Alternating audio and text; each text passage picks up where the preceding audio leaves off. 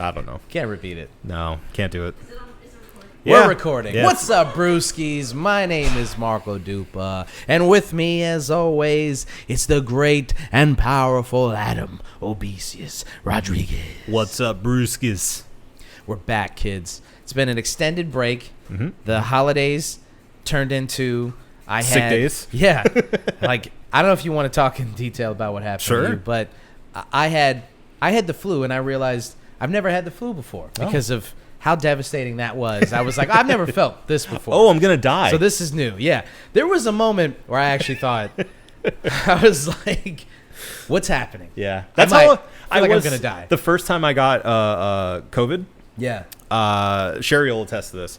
I got so sick that I felt high, Yeah. and I was having a good time. Yeah. Like, I felt nice. Yeah. I was just like, Like, yeah. like, this is what dying feels Cool. like. I mean, I've done everything that I need to do. I'm out of here. I mean, it honestly, it Yeah. gave me, it's sick. It gave me some comfort yeah. for my last moments, whenever that Yeah. may be. I thought that I was hallucinating at one point. Yeah, I really did. It's pretty trippy when you get sick enough. Like, I had a weird dream about the Godfather 3. I had a weird lucid dream where I thought I was stuck in the movie. Oh, no. And I thought that if I... That's the worst one to get stuck in. yeah, exactly. Yeah. Didn't even give me a good one. No, could have been two. I'll talk in more detail. I'll give people details. Yeah. But what's on tap for tonight? Well, I was pooping a lot. I couldn't stop pooping. Yeah, I Just didn't know so if you you wanted to share. What was on tap was my butt. Apparently. The tap was wide The open. tap was wide open. I must have eaten something bad, or I had a stomach bug. Who knows? It's bad time. Bad time all around. Not a bad time as this week's episode. That's right. Which we're going to talk about. We're back and stronger than ever. What are we talking about? The demise of Pitchfork. The demise of Pitchfork. And Sports Illustrated. Which could be a good thing or a bad thing, depending on how Sure. you feel about Yeah. those entities. Yeah, we'll talk about it. Yeah. We also have the Oscars just got announced, and we're not going to go down the long list of who did and did not deserve it, but there is two nominees, or I should say snubs, not nominees, that people believe is a crime, the crime of the century. Sure. And they both involve the Barbie movie. That's so we'll right. get into that. Yep. And finally, we have a relatively quick trailer track featuring the Indiana Jones video game coming out soon, and Avatar The Last Airbender, brought to you by Netflix. That's right. That's right. The live-action Avatar movie trailer is upon us. And also, WWE Raw will be going to Netflix in 2025. Very confusing. Yeah. Yeah. It is confusing. Yeah. So we'll try to break that down for you guys. Okay. We got ourselves a full batch. We need a clever Six-pack. a 6-pack. That's good. Yeah, we got ourselves a 6-pack. Uh-huh. Oh, nice. This is episode 413 of the One Beer In podcast. We'll talk about these after. Yeah. Lost to be found. Someone to save you when you're down. Yes, I'm bored when it's bright out. So bored when it's bright out. 4 to 5 a.m. takes me to a place where I fit in. Some of the two glasses of milk hitting each other. All right, kids. This is the One Beer In podcast, the podcast where two brews crack open a brew and we see where that one brew takes us. Yeah. So I didn't really talk about the beer beforehand, but Adam is going to tell you all about tonight's brew right here, right now. Right here, right now. So what do we got, Bubba? We have the Hourglass Brewing Plated Boiler Drake Stout, which, let me see what they actually officially call this as far as stouts go. It is a Neverwinter Imperial Stout. And I have a cold read, not from the can itself, but from Untapped.com. It goes as follows. Plated Boiler Drake, not just a beer, a Dungeons and Dragons monster. We've created a unique D&D short adventure themed around the Plated Boiler Drake called, quote, A Brewery in Peril. Scan the QR code on any can of Plated Boiler Drink, or visit hourglassbrewing.com/quest to get details on how to play this unique one-shot. Roasty and delightfully bitter, make sure to enjoy a glass of this American Imperial Stout while playing your favorite tabletop game. Comes in at a 10.3% ABV. There you go. Yeah, that's really cool. I like that. It is very cool that they did that. I will say I've seen quite a few D&D games being played at the bar. And while some of them do find like the highest ABV beer they can find, some of them like will look for Imperial Stouts and stuff like that, or like drink Viking's blood. Yeah. That's the one that really annoys me. Sure. I'm like, be more creative. You're doing a D&D campaign. Don't be like, a cliche. You have more creativity than that.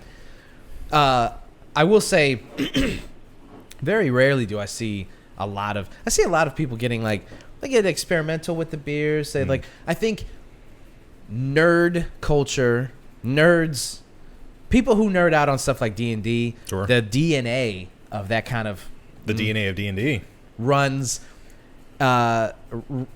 with the kind of DNA that like you'd be a beer nerd. Yeah. So they're like experimental with it, and they're like trying to think outside the box usually. Yeah. So this is interesting. Imperial, a Neverwinter Imperial Stout, which I think Neverwinter is just like I think that's branding on their end. Yeah, I would think so. Yeah. There are more details on the can itself. You'll be able to see on our Instagram post of the beer. But yeah, I mean it's an actual full like D&D card. It looks like. Yeah. Pretty cool. Yeah. Pretty cool. Okay, let's get right into it. First things first. Let's talk about Pitchfork. Okay. And basically, journalism as we know it dying. Yeah. Right? Continuing its slow death. Yeah, it's been this it's been funeral march toward the inevitable just death of all, journalistic media as we know it. Which is strange because now specifically these two entities, both Pitchfork and Sports Illustrated that we're talking about, did go digital. Like they've been digital for a long time. Right. So, and as far as I know, it's not like Pitchfork is ever a print. No, I don't think so. They've always just been. So the Pitchfork thing is weird because I don't really understand what they were doing differently than what they've ever been doing that would lead them to have to be, I mean, I guess other than, but it's not like they ever had a subscription base anyway. Their whole thing was just advertisements all over their website, which have gotten worse, by the way. Of course, yeah. But I'm just really confused as to why they felt like they needed to sell. I mean, it has to be money. Well, yeah, but so I'm just wondering, like, I guess the reputation of that kind of media has gotten so bad. And Pitchfork itself really has now, I mean, we're firmly in the meme generation, Yeah. So something like Pitchfork, if they become, or anything for that matter, if you become known as this thing for, if you garner a reputation on the internet, that in years past you could just get over that, you could prove that you weren't that thing. Excuse me. There was a lot of opportunities for you to just to kind of, I guess, surpass whatever bad rep that you got.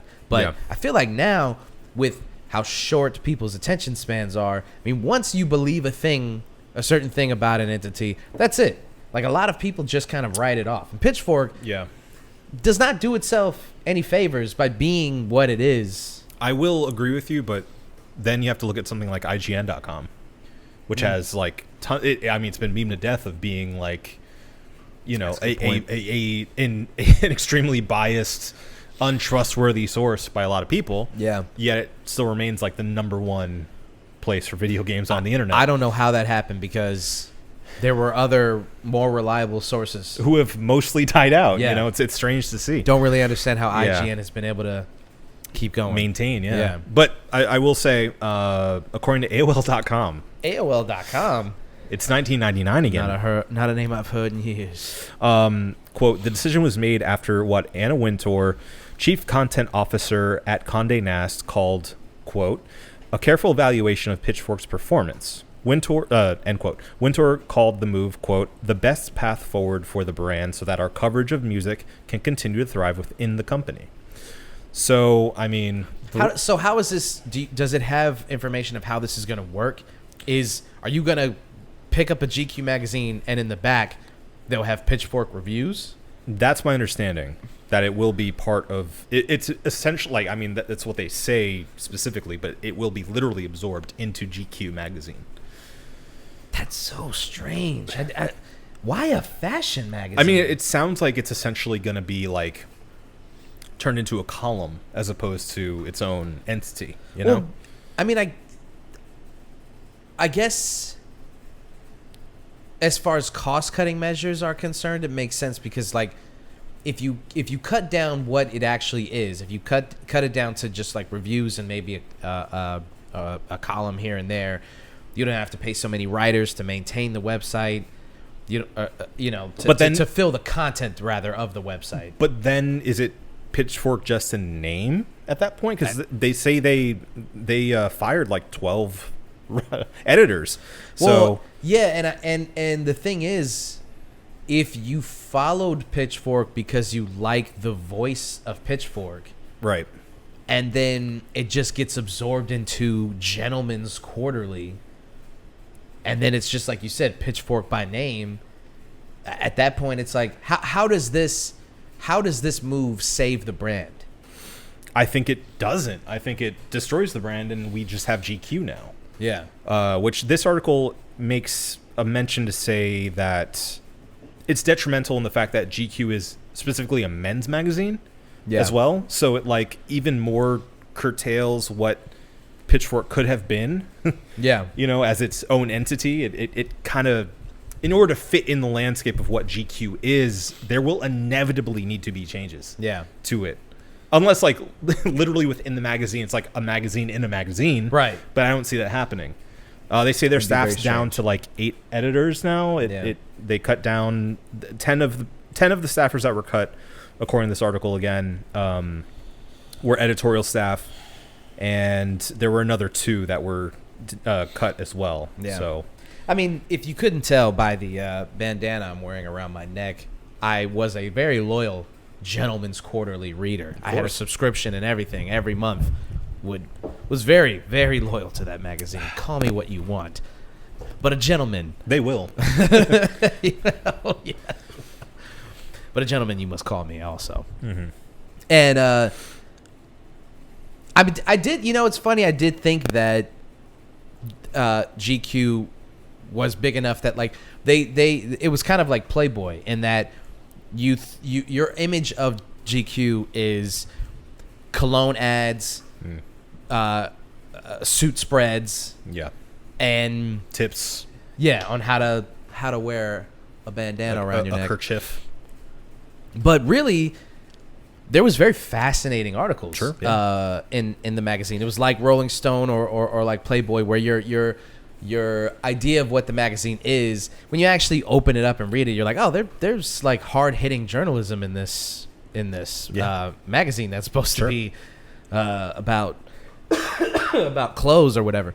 So I always did think they had a spot wide open to talk more about music, because they would talk to musicians and it would be like in-depth interviews, and they would talk about music in a way that seemed like they wanted to do like more traditional reviews, but they never really pulled the trigger until I guess now. I guess at this point, but again, it just seems like if Pitchfork is gonna be, it's just like this pocket inside of GQ, then it's still not really GQ doing the reviews. No, it's like it's the same thing as like when the TKO group thing with the UFC and WWE. You're like, well, who owns what? And what does this mean for the individual entities? Right. What will change? Yeah. If nothing will change, then fine. Like, who cares where the money's going? But if nothing will change, then what was even the point? To get money to other people. Yeah. Somebody with more money bought out the other company with somebody with slightly less money. Yeah. And that's how it went. Yeah, I'm sure all the the shareholders of does Pitchfork have shareholders? Is it even a publicly traded company in that way? It's got to be, right? Well, it's Condé Nast is the. Oh yeah, Condé Nast owned Pitchfork, right? Yeah. They sold to Condé Nast a couple years ago, right? Isn't that what happened? Yeah. So yeah, I mean, at that point, it was already owned by this. It's theirs to play with however they want. So at that point, it's not even really like Pitchfork is being absorbed by GQ. It's just like Condé Nast is playing with its toys. Yeah. And it's like these two things are now going to be in this box. Right. But as an entity itself, who knows where Pitchfork is going to land after this? You know, because like we were just saying, is it like how is there may already be an answer here? I'm not sure, but is it going to be like labeled something differently? Will it be like GQ Music? GQ presents Pitchfork reviews. Right, exactly. Or is it going to be like this is the Pitchfork section of our magazine now, you know? Yeah. Well, I'll just say this since we're 20 minutes in. Fuck Pitchfork. I don't give a fuck what happens to Pitchfork. I agree generally, but I also feel like Pitchfork was a tastemaker. It was a tastemaker for a lot of people growing up. And it was a launch pad for a lot of indie musicians that now, I mean... Yeah, and they thought they were the fucking tastemakers and the truth sayers of indie music. Sure. And they held that flag. You know, I agree. But I feel like that's become part of their charm, their smugness. Ugh. Take it for what you will, you know? I hate it. I do too, but it's like you know what you're getting with Pitchfork, and it was a comforting thing to see Pitchfork still around. The fact that it's now, for all intents and purposes, gone, is, you know, I feel like it's a detriment to the music industry as a whole. Personally, I don't think so. I disagree with that. I think that Pitchfork going away, I think the people who benefited from Pitchfork, yeah, all right, they're not going to benefit anymore, but the people who were shunned by Pitchfork, who had to deal with the fact that like Pitchfork shitted on their album. Sometimes Pitchfork obviously doesn't hold the same sway that it used to. No. But when it held the sway that it did, there would be albums that were critically acclaimed across the board, and Pitchfork would be like, 6. 5.8. Yeah. And then a huge swath of like the indie community, hipsters, would be like, oh, Pitchfork said it sucks, so that's it. And like, not to say that like if they thought the album was shit, then they thought the album was shit. Sure. That it is what it is. But there was some times where it felt like they were just trying to be contrarians. There was plenty of times where I read reviews, especially with hip hop, the Vines. Oh, dude. Or what they did to the chip Jet in his own mouth. That was Jet. Oh, it's Jet, not the Vines, dude. That, I mean, same thing. Again, yes, same thing. Even though doing that is one of the funniest things I've ever seen. It's really funny. It is. Imagine being Jet. Yeah. Imagine being in that band and clicking open Pitchfork and saying, "Oh, they reviewed our second album. We had this great hit this year. Oh, they've got to love it. This is gonna be our breakout success, dude." And they post that. I mean, I remember they gave Camp, Childish Gambino's first official album. They gave it like a 1.9. And I remember, like, I didn't like Camp. Even when it came out, I didn't like Camp. And I've gone on record to say I'm not a huge fan of Childish Gambino. Sure. But to give an album a 1.9, why even review it at that point? Sure. 1.9? Yeah. How is that even a real score? I would actually respect more if they did like a Fantano, like not good. Yeah. You know, like just a straight up, like, this isn't a good album. If it's below like a 3, yeah. Like I think you just say can't recommend. You know, yeah, just keep it. At that. Just don't listen to this album. It's not a good album. That's, you know. So I agree. I agree with you on that. And to actually like semi contradict what I just said about it being a detriment to current musicians and the music industry as a whole, thinking about it a little bit more, it's not like Pitchfork as a platform isn't as important as it was, clearly. Yeah. And it's because of the way that the music industry and music creation and music promotion has evolved over time with the internet, you know? Yeah. With SoundCloud, YouTube, everything else that you can do to self-promote a lot of your stuff. Yeah. Pitchfork is now like a legacy, you know? Yeah. It's a legacy property. And I like it being a legacy property. Like, I like that it was still there. I still like tuning in every once in a while to be like, what did Pitchfork think of this? Like, I really like this. What do these guys think of it? Because I will say, even if I disagreed with a lot of their reviews, they were always, I won't say always, usually very well written. Usually well thought out. There were lots of reasons why to back up the score. And I appreciate the clear passion that those writers had for music. Even if I thought they were completely wrong. They had their reasoning. They eloquently wrote it out, and sometimes I would roll my eyes at it, but I appreciate that amount of passion for the craft. I'm not gonna sit up here and pretend like I didn't go on Pitchfork. There was years where I went on Pitchfork faithfully, so this is not coming from a place of like somebody that just read on the internet that we're not supposed to like Pitchfork. I used to read Pitchfork a lot, and I did discover a lot of bands through Pitchfork, but it's only through having read as much Pitchfork as I have that I have this opinion on them. And I mean, I don't know in 2024 and beyond how we are going to how we're going to debate and talk about like the quality of an album, because like I don't even know, as far as the music industry is concerned, like the importance of albums, how albums get rolled out, all of this stuff is so fluid and up in the air with streaming and with how labels deal with this and how artists deal with that kind of stuff. Like we're really at a point where the music industry is kind of the wild west again. It's completely in flux. We look back just a couple of years at this point of the Kanye like album updates. Who knows what the future holds from here on out? Like, how can you review something that's in flux? Exactly. So Pitchfork as an entity, I hate to say it hurts me soul. It pains me. Because I do really appreciate music criticism, music journalism. I really, especially when, like you said, when a review is really well worded and well thought out, and you really can understand, like, I get what he's saying. I understand why he doesn't like it, and the reasons that he's giving are very poignant and articulate.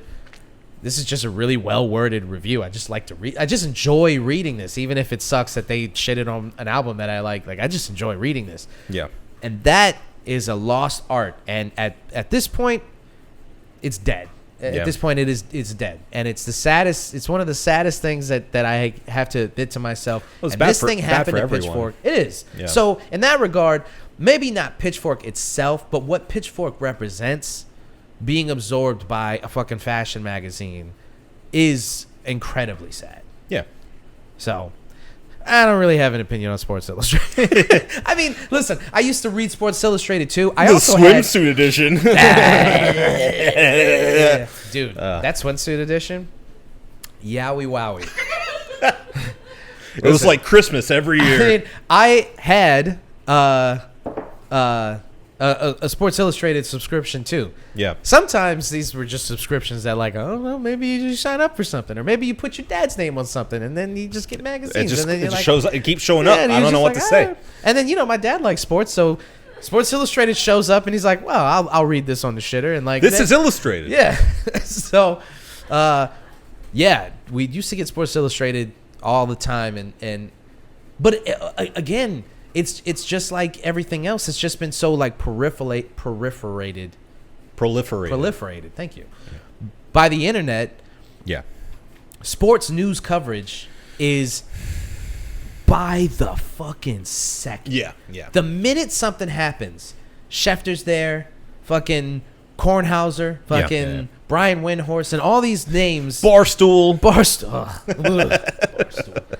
They're right there on the minute to report this information. So it really is by the way of like the same thing with newspapers. Or you follow those athletes yourself. And they say something and you're like, what does that mean? So like a lot of these guys, they'll announce that an endorsement deal, retirements, contract extensions. They just go on Instagram Live and be like, "Hey, yo, just so y'all know, I'm a Raptor." Blah, blah, blah. You see it all the time. Like I follow, obviously UCF, a lot of college sports, and like college kids use the internet a lot. If you didn't know, so it's like you find out so much more than you would be able to like waiting a month for another Sports Illustrated issue to come out. I mean, I again, it's the same situation where like I respect the hell out of the writers and the researchers and the editors who were, you know, in the trenches doing this. Yeah, let it be known that none of this is a reflection on the hard work that all of those people put in. And I frankly, I think it is richer content that way, that is like well researched, thought out, you know, like deciphered by someone who knows how to write and disperse that way. Like I think that we're losing something important in just reading tweets. Definitely. But you know, the fact of the matter is people are more interested in finding out first as opposed to finding out accurately. Right. So I mean, you say that 3 times fast. I mean, that's exactly it, and that's the problem with everything, man. It's the problem with how all of this information gets dulled out. People only care about being first. They don't care about being accurate. Sports Illustrated context. Forget all. It doesn't matter. Sports Illustrated used to do like really in-depth, beautiful exposés on these athletes. And nobody's gonna sit down and read that shit anymore. No. At best, you get like a Netflix sports like documentary, or like a 30 or an ESPN, for 30. 30 for 30. But the thing is, Sports Illustrated is the same thing as Pitchfork. It's a legacy entity. And so when people think about Sports Illustrated, they think like, oh yeah, that magazine from the 90s, right? The covers, you know, super important. It was, but it's a thing that you think about nostalgically. It's in the past. Pitchfork is the same way. When I think about Pitchfork, its heyday to me is like the mid 2000s. And that's what I think about when I was a teenager, listening to all these new bands and it's like reading 05 to like 13. It was like right, exactly. Hot. And when I first started reading it was around the same time that I was on the internet reading like OK Player and Hip Hop DX and like all these. I was absorbing a lot of like the written word of music, and that's what it represents to me, is like when I was a kid, like my formative years. But when you think about music journalism now, today, to me, I don't even think about music journalism. To me, it's just like it's tweets, and it's again up to the minute. I don't even really read reviews of music. I'm at an age where I'm like, I don't really care about your opinion on it. Like, I like this album, and Well, and then the barrier for entry again is so much lower nowadays. You don't have to, you know, dole out $20 at FYE to get a new CD. True that. You can listen to anything you want, whenever you want. If somebody just is like, check this out, I'm like, all right, I got an hour, I'll check it out. Right. So the importance, and I can instantly pull it up on my phone. I wouldn't say the importance. The power of that early review is now kind of out the window. It's dead. Well, I mean, I've said this before. I've talked about it a little bit before, but I used to freelance as a writer for a hip hop magazine, and getting those albums before anybody else used to be a thing. It was a real thing, and it was cool to be like, oh, I have access to this because I'm a fucking quote unquote journalist. I'm an insider. I'm writing this review, and hopefully someone will read it, and I will sway someone's opinion. And I'm getting to it first. I'm listening to this thing before the world, man. They sent this to this website so that we could listen to it and give our opinion on it before the world could. Now it's like the album comes out. You don't get early access to albums anymore. Leaks happen sometimes, but for the most part, like, you don't even know an album is coming out until the week before. So at that point, it's like, what reviews are you going to read in the next couple of days that that would stop you from just listening to the album anyway? I was going to say, or you find out about an album coming out next year and you're waiting. And it's like, you're not going to get that early album until maybe a month at most before it comes out. Dude, Idols announced their album like 7 months before it came out. I'm like, what are you? Maddening. Maddening. I think it's coming out next month. And I'm like, all right, I'm back. I'm excited about it again. But there was a huge stretch of time where I wasn't even thinking about it. I was honestly a little petty about it. I'm like, I'm not even going to listen to any more of this until it comes out. No, because I'm going to get tired of the singles. And then when the album comes out, already kind of the singles. I don't want to hear Dancer again. Like, I'm going to skip it when I'm listening to the album. Like, I don't want to do exactly. Don't make me do this. Don't you doing this to us. You're making us do this. Oh, why you do this? Anyway, I feel like that's enough said about legacy media. Yeah.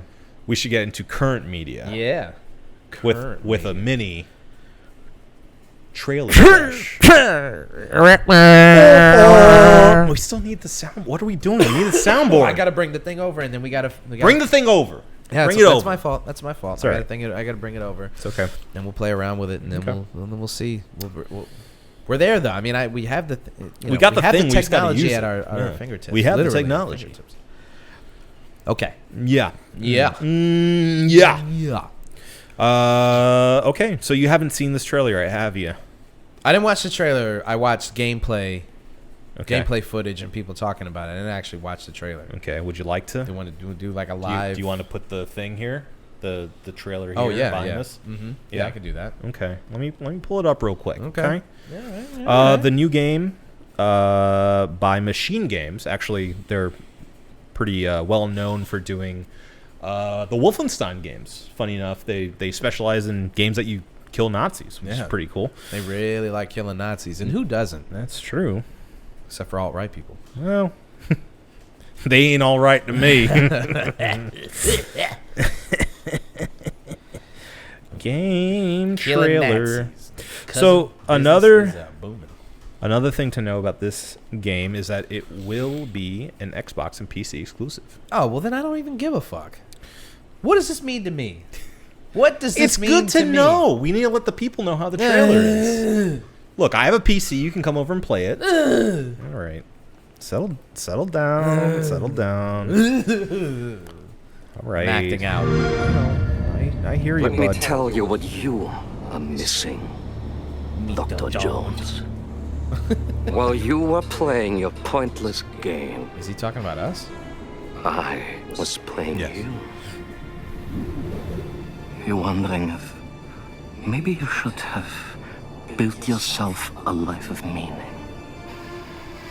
instead of ending up here, dead and forgotten in the sense of Africa.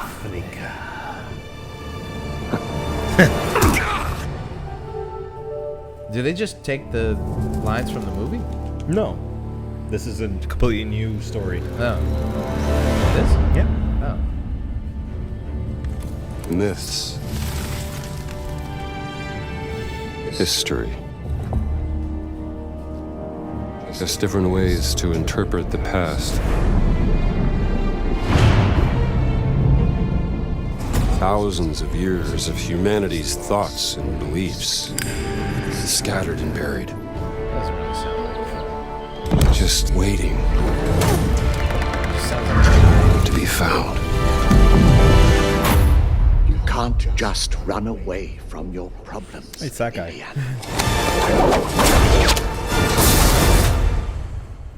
Watch me.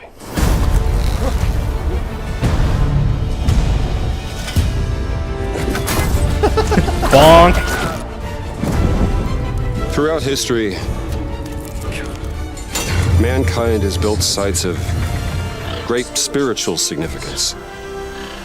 If you were to draw a line through these ancient sites around the globe, that. you get a perfectly aligned circle.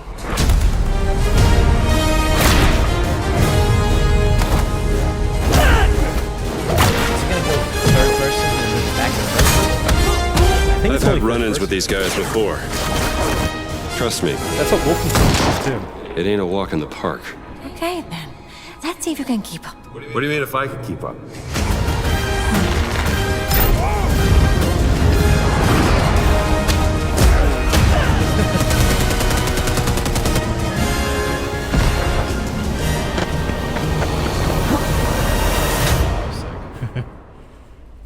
Patron of the fallen angels. Protector of the Chirkulimani. The Great Circle.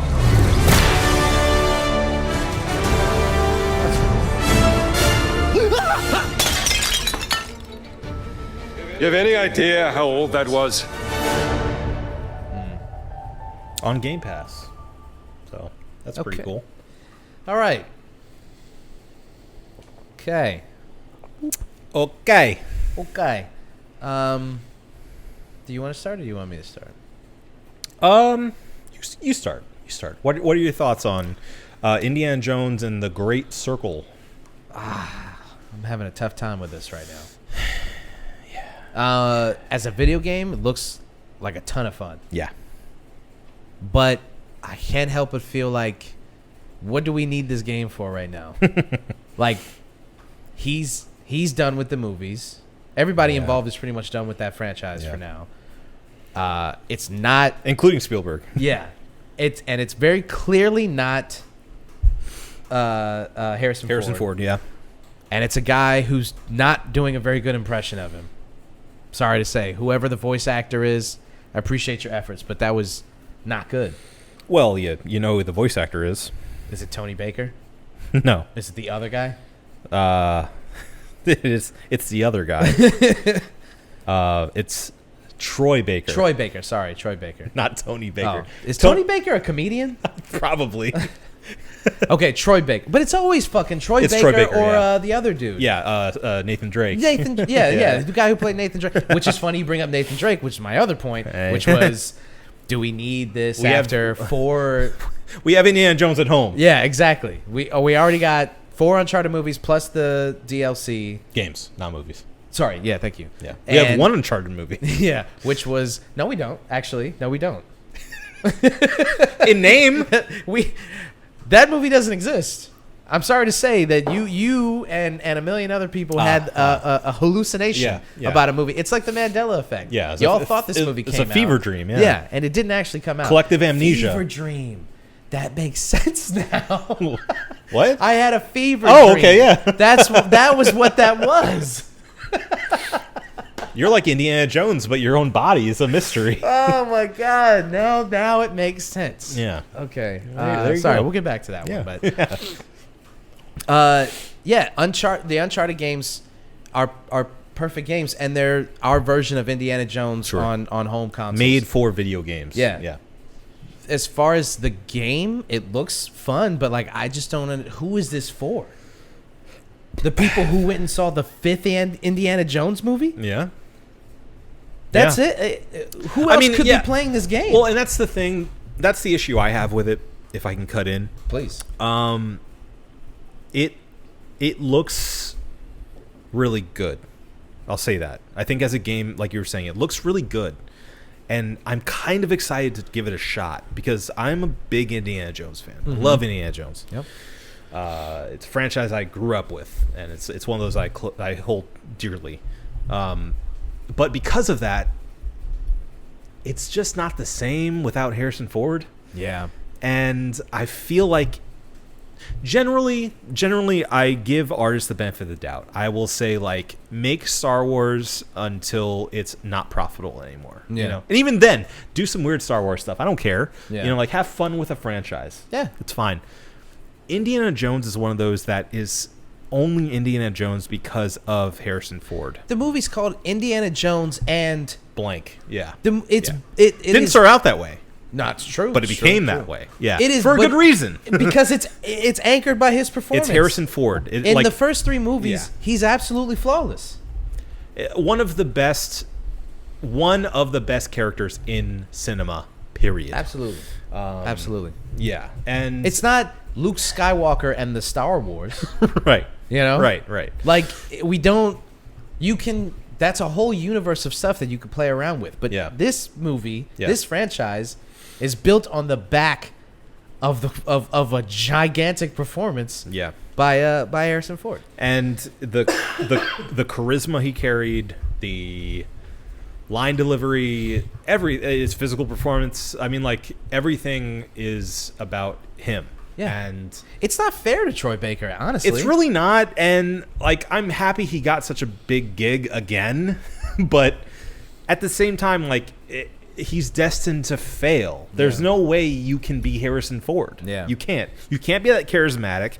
Even if you are, people are going to because the model in the game looks just like Harrison Ford for the most part. It's a good model. Yeah, it looks good. It looks pretty good. There's only like one shot that was like a little uncanny. Yeah. But overall, I don't think it's going to be an issue because you're playing first person. Yeah. That's another thing. From what I could gather from that. It's an issue for me, actually. Yeah. But I just think that it's a losing game for him to, no pun intended, for him to even try to be Harrison Ford. You know, it's kind of unfair. Yeah. So I'm really conflicted. Yeah, that's what I'm trying to say. I don't really understand the point. Like, if this game came out around the time that maybe the 5 comes out on no Blu-ray? no before that, if it come out when Wolfenstein had come out, when they did the remake of Wolfenstein, right? And you go, you know what else we got in the fucking cooker? Indiana Jones. This Indiana Jones game. Then you go, oh shit, that's cool, because it's in between. You're like, oh, I haven't seen an Indiana Jones property in a while. You come back with this and you're like, that's cool that they do the Indiana Jones game. Yeah. But now that we're in, first of all, you've got 3 of the best movies ever made, and then you've got 2 of the worst movies in the franchise. Let me rephrase. That's harsh. Harsh. I do enjoy the 4th one more than other people, so I'm not going to say that that's a bad movie, and I haven't seen the 5th one. So I love Kate Blanchett, so I can't. I mean, she's awesome. Yeah. So let me just say, just based on its reputation, 2 bad movies that capped off 3 of the best movies ever made. I think 2 undeniably worse movies than the first 3. 2 unremarkable movies. There are people who are, Temple of Doom haters, which I'm not a part of. No. But I will say, obviously the latest 2 are not up to snuff with the original trilogy. Right. So then after the reputation of this series is, not to say it's in the gutter, but like it's not looking good. Diminishing returns. That's where we're at, yeah. Now you want to come and make a game without Harrison Ford, and after people are kind of low on the franchise. I just think the timing of it doesn't make any sense. The existence of it, I can deal with. The timing to me is really bad. I'll agree with you on that. Not to mention the timing with Xbox, where it's like they are desperate for a killer app. They need something, dog. Right. And there's been teases about another Halo add-on or something, but a lot of people who are solely on Xbox are looking for something that's going to be like the game changer.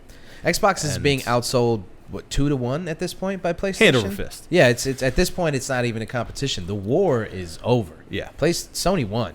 Yeah, it's at least for this generation. I mean, we go wait for next, but unless Microsoft comes in and actually revolutionizes the gaming industry. Yeah. I don't really see them. And from everything I've heard, PlayStation 6. Everything I've heard, Game Pass is losing money, which they're going to stop doing. It's a great deal for everyone involved if you sign up for it. I can't recommend a better deal in gaming than Game Pass. Yeah, but they're going to stop doing it. They've got to. It doesn't make sense. It doesn't make financial sense. Yeah. Microsoft is a savvy enough company. They would just take away. It's going away. It's going away. Yeah. Just like Netflix is going to be adding payment. Yeah. A higher payment to their subscription service. Well, they paid $5 billion for the rights to Raw. Sure. You don't think that that's coming out of our pockets? Oh, it's certainly coming out of our pockets. Yeah. Real quick, before we switch over, even though that was very smooth. Trash or not trash? Yeah, we'll come back. The trailer itself, not trash. Because I can, watching it does make me excited for the game. But then when all right, it's kind of hard to articulate, but the game itself looks fun, and it looks like it's going to be a good game. Yeah. So the trailer itself, I can't call it trash because it looks like a fun game, and the trailer itself does get me excited about the game. The game itself, I don't understand its existence. Mm-hmm. I don't really get why they're putting it out right now. Sure. And so, by the rules of this segment, it's not trash. Not trash, yeah. Yeah. I agree. Not trash for me as well. I think the game looks cool. I'm just not sure about it at the end of the day. Yeah. Okay, moving on. Yeah. As we were alluding to, Netflix recently announced that they have acquired, as of 2025, the rights to stream Raw. WWE Raw, which is their Monday night show. The flagship TV show of World Wrestling Entertainment. Now, I don't know if you know offhand, and I can look it up, obviously, but that comes with other stuff too, right? It's not just Raw, is it? As far as I know, Let me look it up. yeah, I would look it up. But as far as I understand it, it's just the rights to show Raw, which is a big deal. Sure, yeah. I mean, it's a huge moneymaker. It was a huge moneymaker for USA for a long time. Yeah. I really can't believe that USA didn't shelve out the money. I mean, I don't think USA has $5 billion. I was gonna say the money is a lowly sum of $5 billion. Yeah. I think USA would just have to turn into the WWE network. Yeah. And just play Raw all the time, and then Raw reruns. That'd be fine. I'd be fine with that. Sorry, USA. Oh, you got NCIS and burn notice. It's true. Until October 2020. Excuse me, October 2024. USA Network has Raw. So apparently in October of this year, they're going to be switching over. The WWE deal with Peacock isn't set to expire until 2026. So according to this Ringer article, there could be the option. They're going to switch over to Netflix in 2028. So then you have to watch all the PLEs on fucking Netflix. That's what's going to happen. Ew. That sucks. Well, according to this Ringer article, there could be an option of running 2 months of Raw solely on Peacock, which isn't a foreign concept, considering the service has aired everything from WWE's weekly talk show The Bump to its recent 2024 preview special to its coming weekend's Royal Rumble. Let me just say something for a second. I do understand that the WWE has to like create more content for their stuff to like get more eyes. Yeah. But I do find it really funny when they have like talk shows and like post-fight interviews and stuff. It's like we all have to play along. Mm-hmm. But then again, Roman Reigns will go on like the Logan Paul podcast and completely break character. So then it's like, all right, in this 3-hour window, I have to play along with what this whole thing. There has to be like a kayfabe alert on the bottom, right? Like, something like a cryon goes across. We're in character, because like it's so silly now. It's even sillier than it was before. It's back always when been you were silly. a kid. No, but when you were a kid and you thought that it was fake, or you maybe you knew it was fake and you were just playing along. You were a kid playing along. Sure. Now as an adult, you're like, all right, I'm gonna play along in this window. But then when they do a kayfabe breaking interview, I have to be like, well, yeah, I mean, he's a grown man with kids. And it's like, yeah, sure, all right. But his name is Roman Reigns. He's the head of the table. It's so stupid. The Rock challenged him for the head of the table. What's he supposed to do? And then, yeah, you have to watch a show like The Bump where they're like, can you believe that this happened? It's like, you wrote it that way. Yeah, I can believe it. I can believe it. You wanted it to happen. It says right here in the script. It's like watching a movie, but well, it's not even the same thing, because if you watch a movie and then you talk about it afterward, well, no, you know what? It was like Talking Dead. Remember Talking Dead? Yes. After Yeah. Chris Hardwick would have to, with a straight face, be like, I can't believe this happened, and they all the actors would have to come on the show and be like, I know, right? And It was pretty tough. This was a fucking TV show. It was pretty tough. So, I think it's didn't silly. want my character to die, but he died. And what are you gonna do? He died. It's just good writing. It's good drama, It's just good drama. Would you come back as a zombie? Yeah, but even that, they are open to like this happened to my character. Sure. If Roman Reigns went on the bump, I'm Rick Grimes and yeah, exactly. If Andrew Lincoln was like in character on the show, he's like all bloody and he's like, "What are all you citizens doing here?" It was really hard for me to deal with the death of my wife. Can't believe my wife died. Yeah. Oh no, my wife died. Yeah. It's, No. That's the part that's silly. So if Roman Reigns went on the bump and was like, that's crazy that Roman Reigns did that, right? Like my character did that. Yeah. It's wild that we're doing this. Yeah. Then I'd be like, okay. But it's a weird middle ground of the two. That's what I'm saying. Yeah. It's such a strange place to They be in. never It's talk like about this like limbo. the process until they're retired.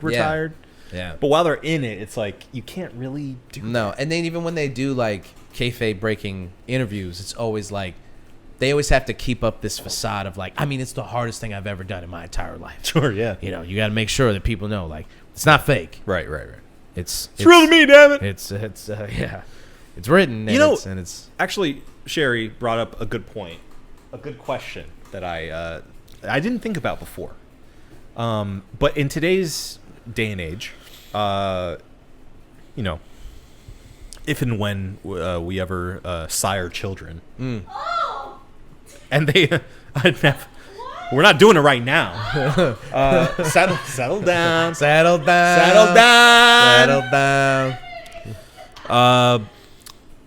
What do you think that? Because obviously they're going to watch wrestling at some point. Yeah.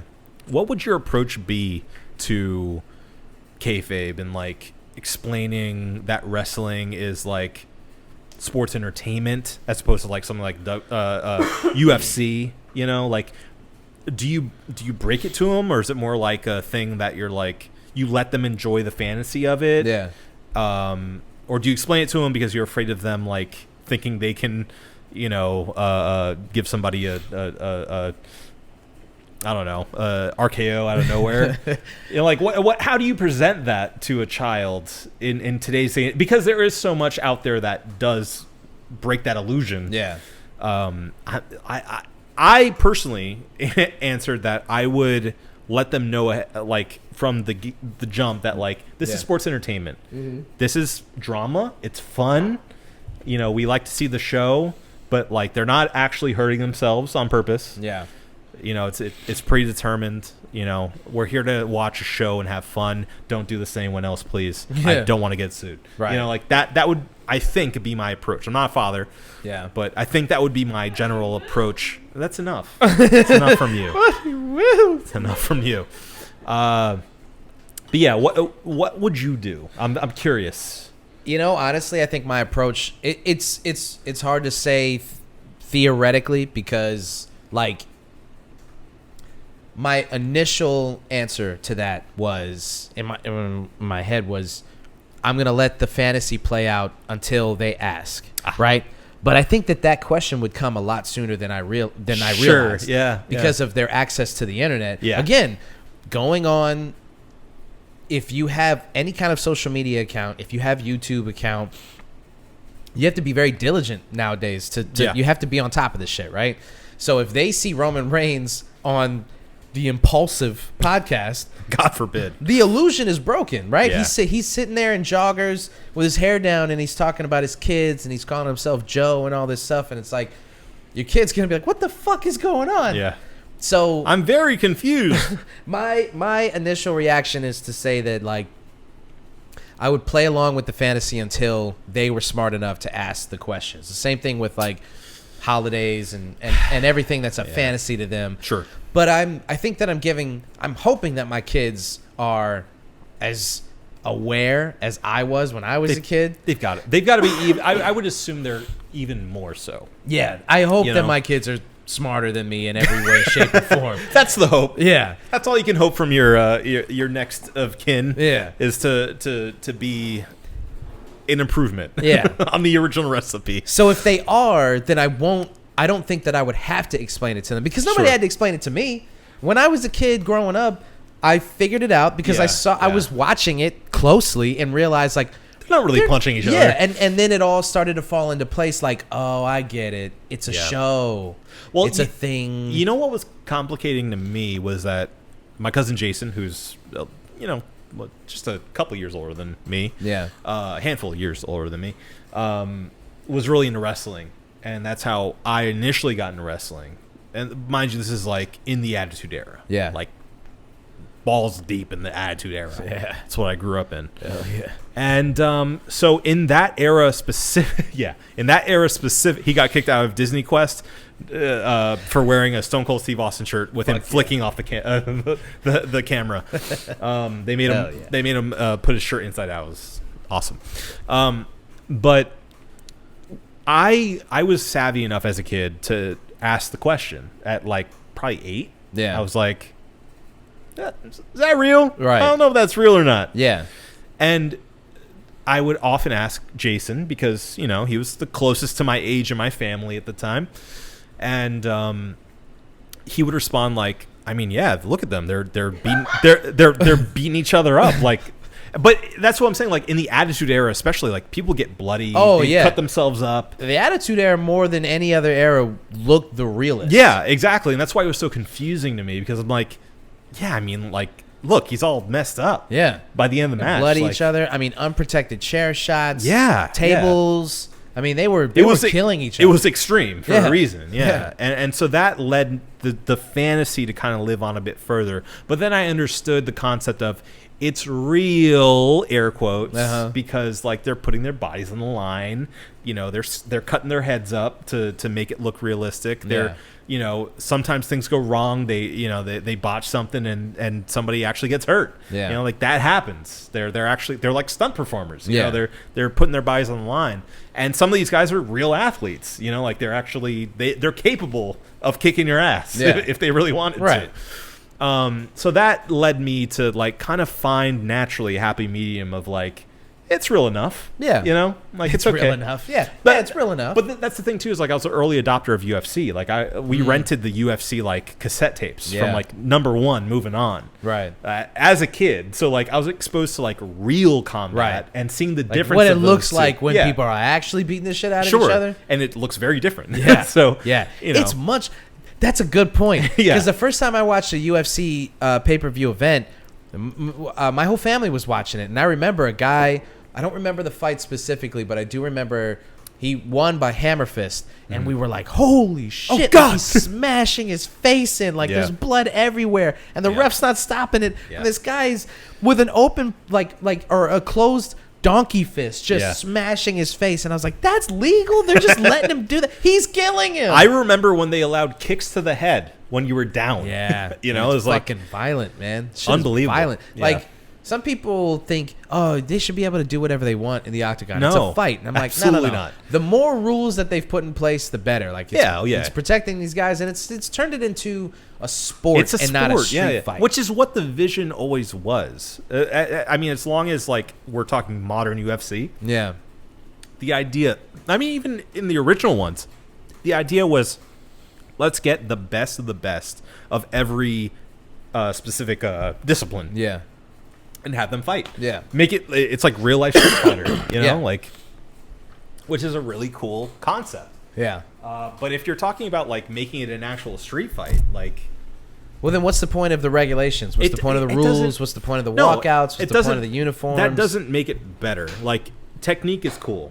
Yeah, technique is cool. I feel like Americans have warmed up to like BJJ as being a discipline. And not booing immediately. I mean, in some dumb states, they will boo if you're, on the ground. Oh, he's hugging him. He's just humping him. He's humping him. Stand him up. One man is humping another man. Stand him up. Yeah, I don't like it. It's like, no, that's it. There are rules to the game, and you have to play them.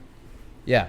So, okay. Well, let's get back to what this means for the future of streaming. Okay. $5 billion for Netflix to have the rights to just Raw.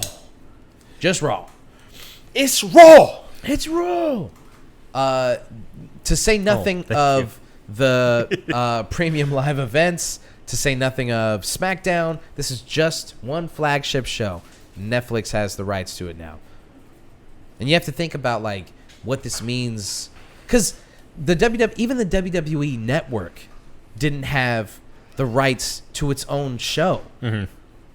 They had already sold the TV rights to the USA Network. So when you went on the WWE Network, you could watch obviously the pay-per-views, which is funny that they were still calling them pay-per-views even though it was on the network.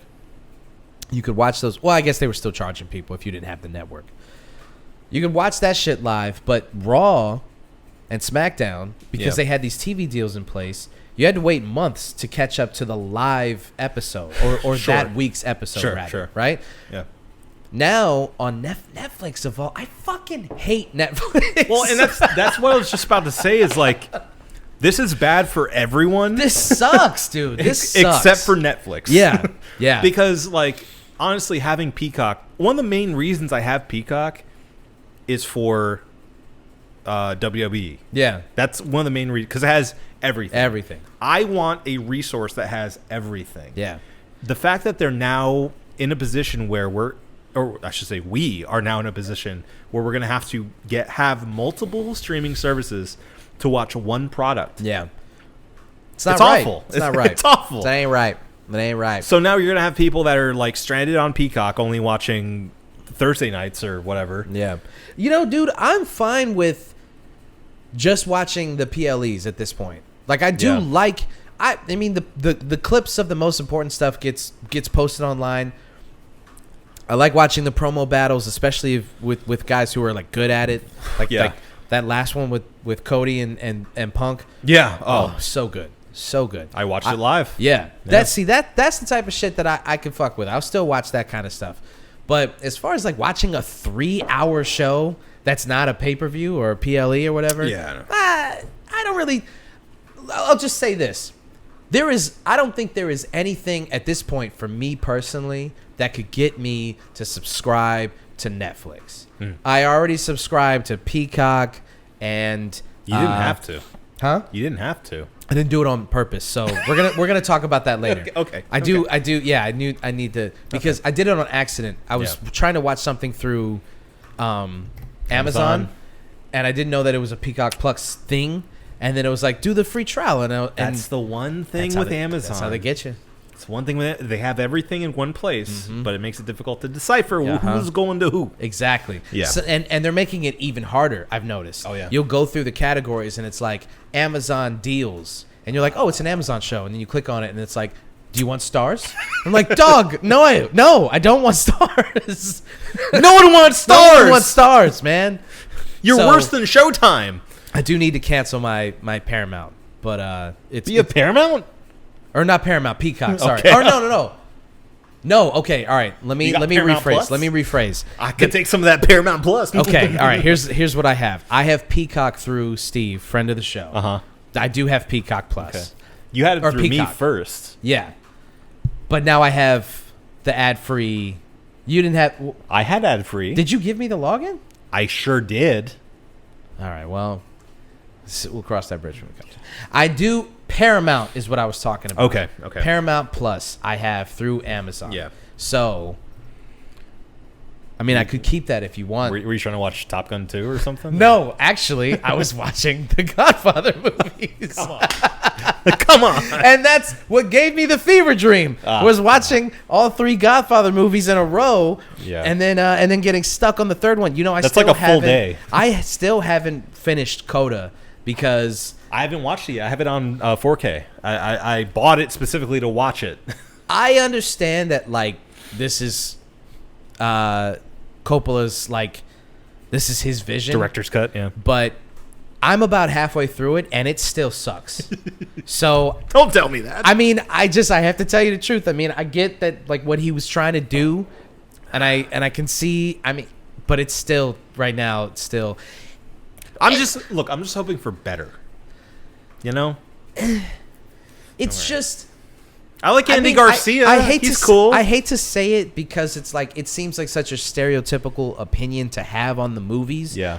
But the first and second one, they reach such heights. Oh yeah. That the third one just can't.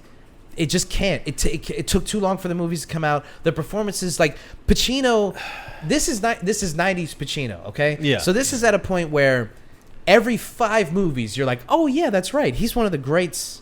But this was firmly in the like. There's nothing subtle about this performance. The first 2 movies.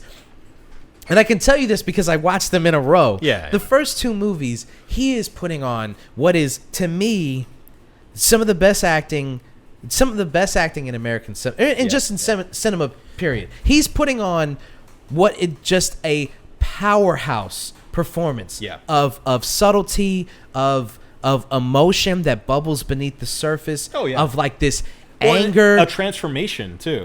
Watching the first and second movie in a row, he was the good boy.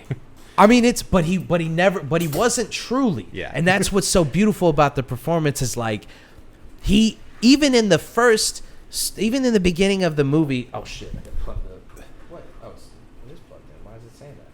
There you go. Even the first movie. Well, he went into the war. Yeah. Comes out. He killed some Nazis. And even in the very beginning of the movie, he talks about, you know, what his dad does, and he's like, "That's my family, Kate. That's not me." And he even like, you just read on his face that he's like, the way that he talks about his family is like, you're supposed to read it as like, I'm not these people, but he loves his family. Sure, yeah. You know, he loves being a Corleone. He loves his family. He loves his father. He respects. Not to say that he loves what they do. Them. He respects the hell out of them. He respects what they do, and he understands. I'm not going to get into a whole thing about The Godfather, but let me just say, one reel in. Let's do it. The third one loses all of that nuance. Well, and I won't spoil it because Sherry hasn't seen it yet, so we need to watch it. Okay. But it is one of the also, and look, man, you guys know me at this point. It is one of the bleakest movies. It's so bleak. Like it. Yeah. I kind of like it because of that. Yeah. Obviously, but at the same time, like.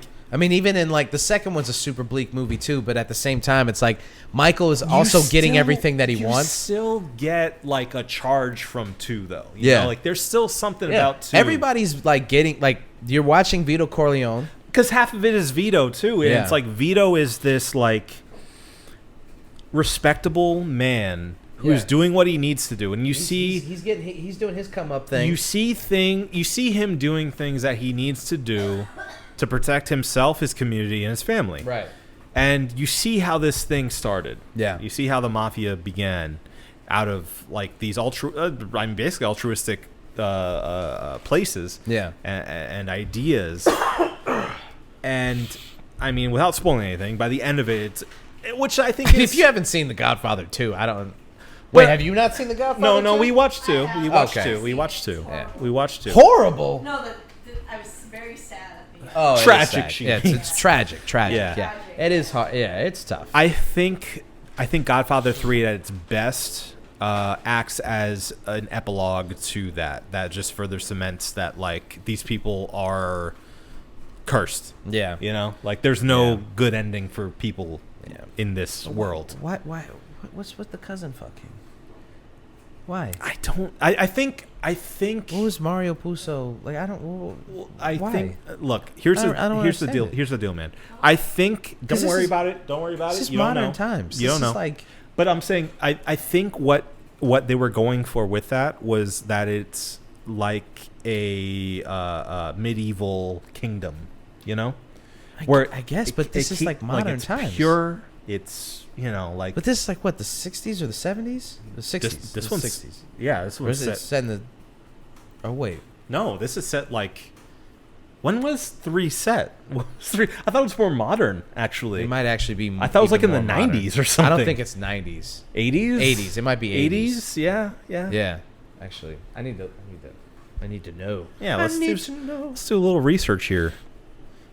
Either way, there's not a decade. If it's not if it's not 100 or 200 years ago, if it's not there's literally not 1653. exactly. There's nothing that saves I that. know. It's weird. It's very weird. It's very weird. Especially with that being, his daughter and stuff. It's weird. Strange. Yeah, I don't like it. Very strange. It's really weird.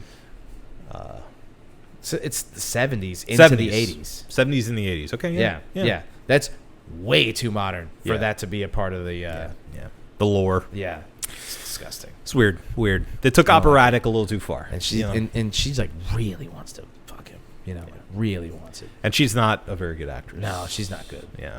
No, and I'm sorry, but people are always like, "Oh, people are too harsh on." And nope, no, they I mean, weren't. She's not good in it. Yeah. And it's she doesn't deserve death threats, but of course she's not. just not good in it. Yeah, people were too harsh. Yeah, They were people too were harsh. mean. People are mean, but yeah, no, she's not good in it. She's not good, and No. it was clearly a nepotism. It was thing, she was a nepo baby Yeah. to begin off. She's proven herself to be a skilled director. Yeah, she's a tremendous talent. Yeah, and also maybe too young to just be thrust into a movie like that. Like, it wasn't fair to bring back that completely movie. unfair. Yeah, but she's just not good. Well, not to mention that the it was baby acted better than she did. not to mention the entire impetus of this entire thing happening was that Francis Ford Coppola needed money.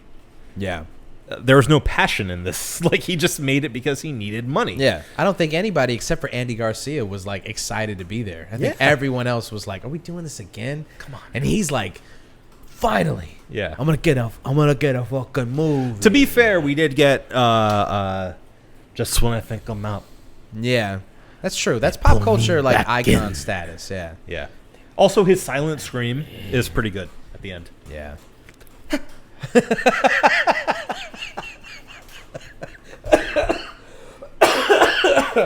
Yeah, that's good. It's good. Good stuff.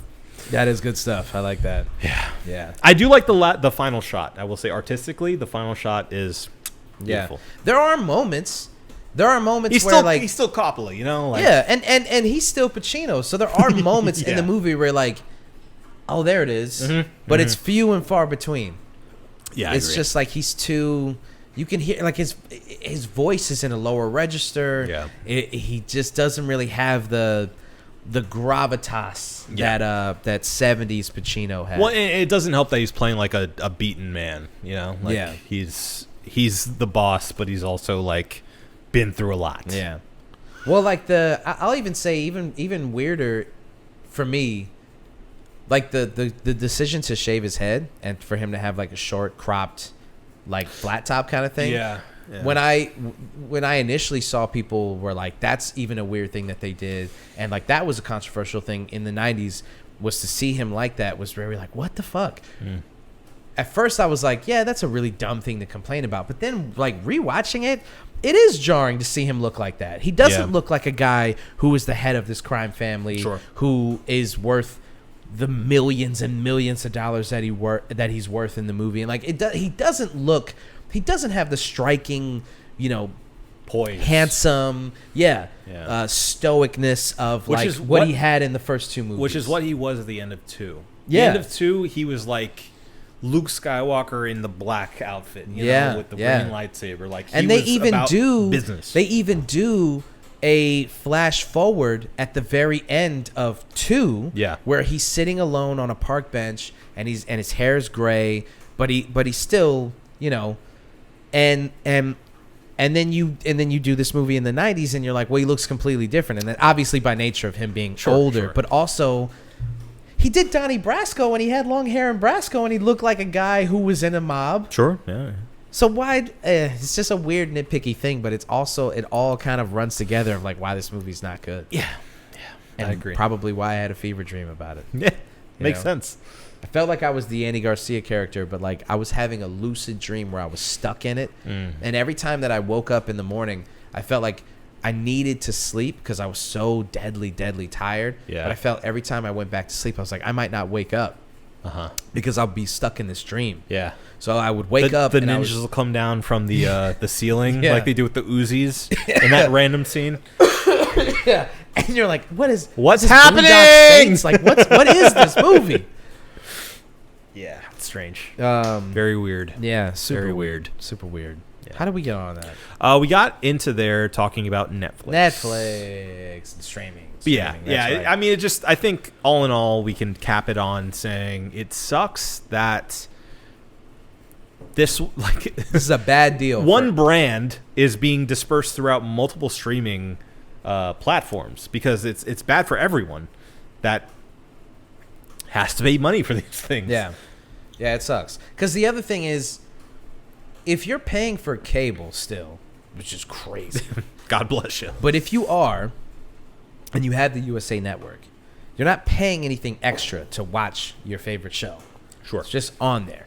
But now with Netflix, if you didn't have Netflix and you got it so that you could watch Raw, now you're paying like a lot of money to watch this, and it's only gonna. They already said that in the next quarter, not the next quarter, but like in the next year or so, we will need to tweak the prices. Yeah, tweak the prices. Right? How dare you? As they have multiple times in the past year. The fuck. That's such an insulting. Like, listen, guys, we're not gonna raise the prices. We're gonna look at them. We're gonna look into them. We're gonna look into them. We may, You ever seen anybody tweak something and then the price got lower? No. Yeah. No. So get the fuck out of my face. Yeah. Oh, you can pay less for the ad version. Ugh. Just keep it on Paramount. How did they lose how did Paramount not just go Peacock. Or Peacock rather. Yeah. How did Peacock not go give it all to us? So according to this Ringer article, they have time to be able to buy it back and also keep the rest of WWE on their platform because their contract apparently ends in 2026. Okay. So the idea here is if NBC Universal can scrunch up enough money, they can bring it back to their platform. Yeah. But with a $5 billion price tag on Raw alone, yeah. Do you think they're going to do that? No. I don't think they are. The WWE library is going to cost, I mean, at least double that, right? Oh yeah. And who's going to pay that? But the thing is, the WWE might price themselves out of any good deal. Who's going to pay that money? Sure. Unless Netflix is out to, get as much as they can, in which case I can see a situation in which they get all the WWE network. Nice. When was Netflix really even excited. in the fucking wrestling game? They weren't. What the fuck? Out of nowhere, all of a sudden Netflix is like, oh yeah, we got that. They must have seen how well Peacock was doing with WWE. Fox really shit the bed on this one. Oh yeah, Fox was like, we're not seeing the returns on SmackDown. I will say they are the biggest loser in this situation. Yeah, other than us, who have to pay. The people are the biggest the losers. money. Yeah, Fox is second. Yeah, for sure. So I could see a future in which NBC Universal has to give it up to Netflix, and Netflix just bumps up their prices by another $10 a month. Yeah, to compensate. That's all. That's all they would probably need to do, and then they can say like, look, we're home with WWE, we're home to your favorite TV shows, we're home to a bunch of blockbuster movies. Yeah. I mean, Netflix's goal has always been to be a standalone channel, the streaming service. Yeah, that's what they wanted to be. But at what cost? Literally, at what cost? Yeah. Am I gonna have to spend $30 a month, $40 a month to have Netflix? Because I'll tell you what, no, I'm not doing that. Not gonna do that. I'm at a point in my life where I don't consume enough content at the rate that spending that money would justify. Would make sense, yeah. Right. I just don't watch enough shit. Sure. I just don't consume enough shit. And I feel like a lot of people are in your shoes because there are so many streaming services. There are so many, even beyond movies and TV. There's stuff for audiobooks. You can stream albums. You can stream, or not stream, but you can something like Game Pass where you have all these games at your disposal. There's so many things available that are books. There's so many things available that you can distract yourself with in your life, and there's a finite amount of time that you have.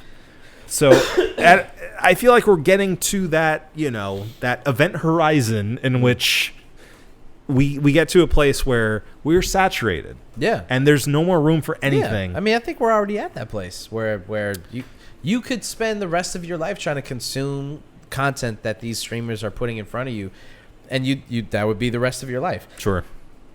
Excuse me, even just Netflix alone, with all the movies that they have on there, you don't have enough time to watch the stuff that's on there before they take it off and replace it with other shit. Sure. You just can't keep up. Yeah. We are inundated with this stuff. Yeah. I just started, and you'll appreciate this. Ooh. I'm in season 4 of Better Call Saul. Oh, God. Yes. And I'm going to be done. Yes. And I'm flying through it. But I'm so excited for But you. again, I'm so and I don't do it on purpose. I'm not one of these people who's like, oh, I'm gonna watch a thing after the hype has died down because I don't like the way people. I love people's enthusiasm about shit. If somebody's like, you really gotta watch this movie, I don't not watch it out of spite. I just bullshit. I really don't. Sometimes, especially if you tell me to watch something, it's not that I'm like, Adam told me. In fact, it's the exact opposite. If Adam tells me to watch something, it makes me even more excited because I'm like, I know this thing is going to be good.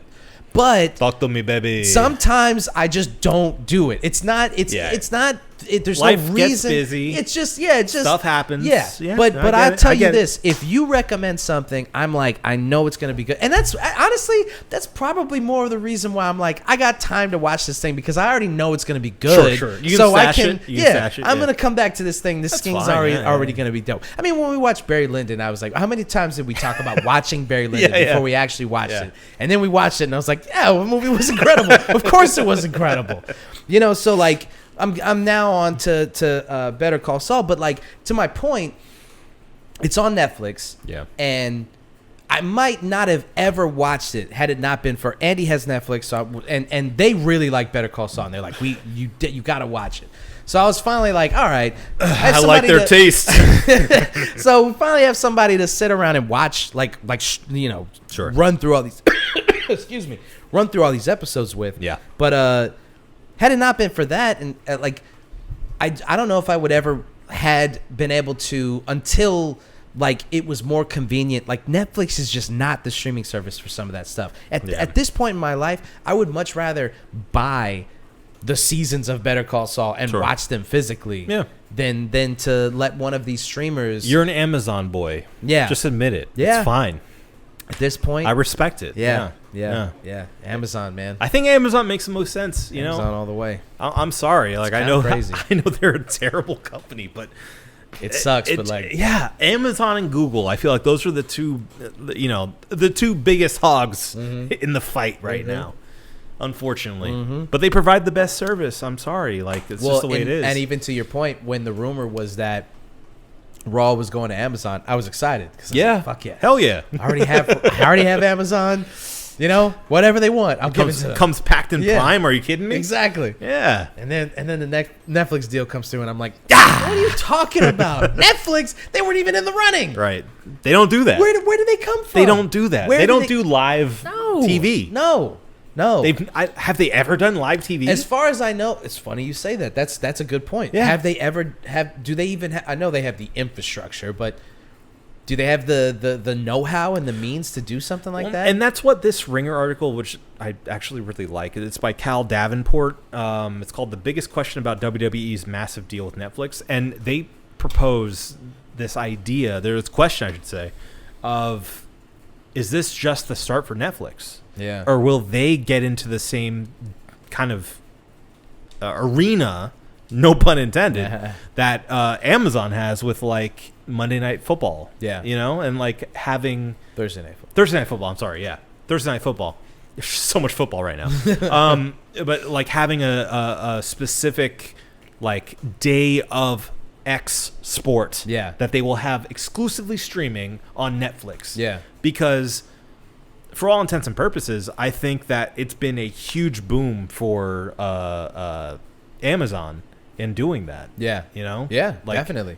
You saw all the memes about people like, your 70-year-old dad trying to figure out how Amazon works. Yeah. How Prime works. Yeah. Trying to get the football game on. Yeah. In the playoffs. Like, it's making an impact. And I'm not sure it's all good. Well, not just Amazon, but think about like there was a game that was played on Peacock and there was a game that was played on Paramount. Yeah. Literally all the big streamers are like, let me get a little piece of that. Give me that. Give me that. I want some of that. Right. So you're sitting there, if you're watching the playoffs, you're like, all right, tomorrow we got to make sure that we have Peacock.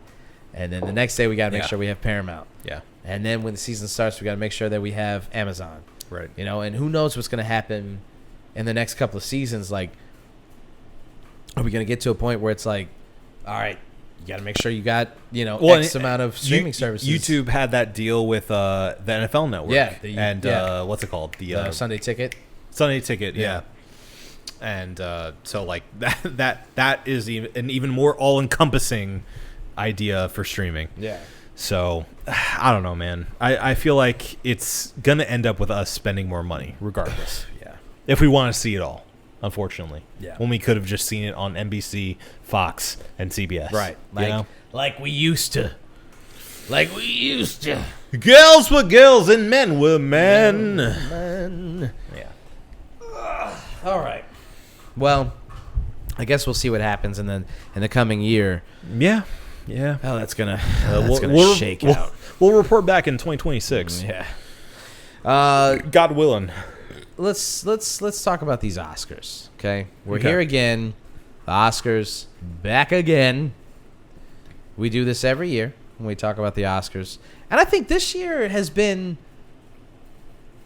more competitive than the last couple of years. Like, there are at least nominees that people are going like, okay, I mean, I get what I think. I see what we're doing here, and this makes sense, and you know, I don't know if there's like a green book this season. You know, right. All of these, like, I think most of, if you're looking at the best picture, for instance, I think if like maybe Maestro were to win, people would go, hey, that's a little weird, but for the most part, I think most of the nominees, like, I really feel like, for instance, it's between Cillian Murphy and Paul Giamatti for Best Actor, just from what I've seen. Lily Gladstone or Carey Mulligan for Maestro.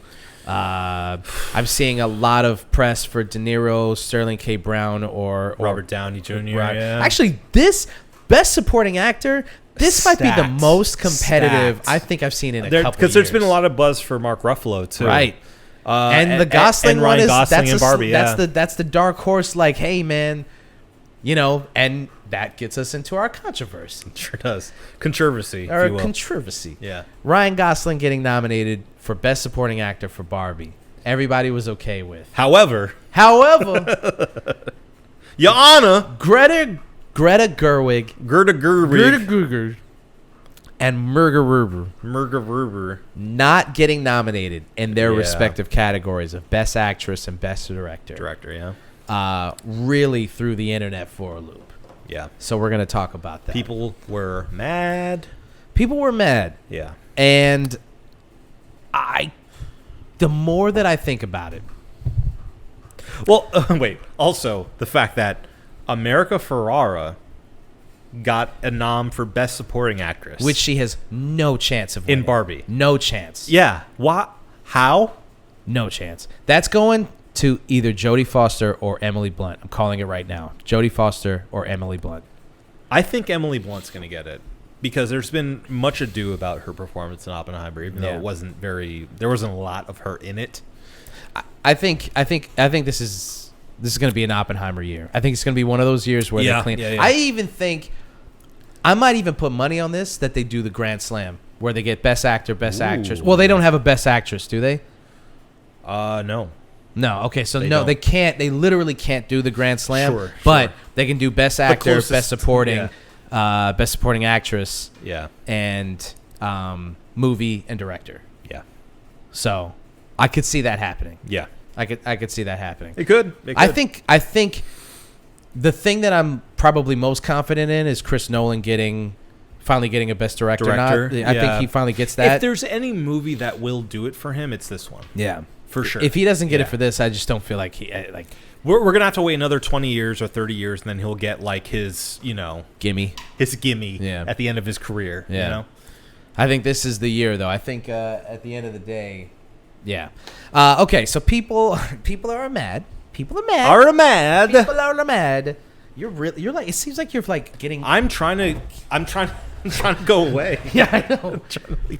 Look at this framing in the last hour of the podcast. This is where you should have been sitting the whole time. People are gonna be like, "Why was he so I'm off sorry. You've been coughing a lot." Oh, is that? Look, even the Roomba's like, I gotta clean. Help me. Can you do something about this, please? Sure. There's the controller's right next to you. Okay. Stop. Hey, you. Hey, get over here. Toots. Hey, Toots. Do something about this. Take care of this, please. Actually, Thank you. while you got me away from you, I'm going to go pee. Oh, okay, Please fine. vamp. Yeah, great. Please okay. vamp. I will.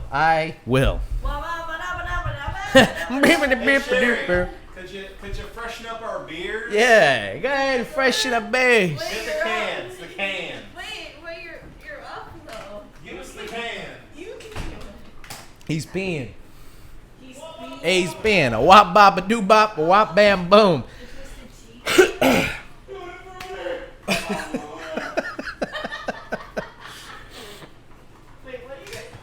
Close your eyes and just grab 2 beers. Okay. Okay, so we're gonna get into the controversy, but I do want to say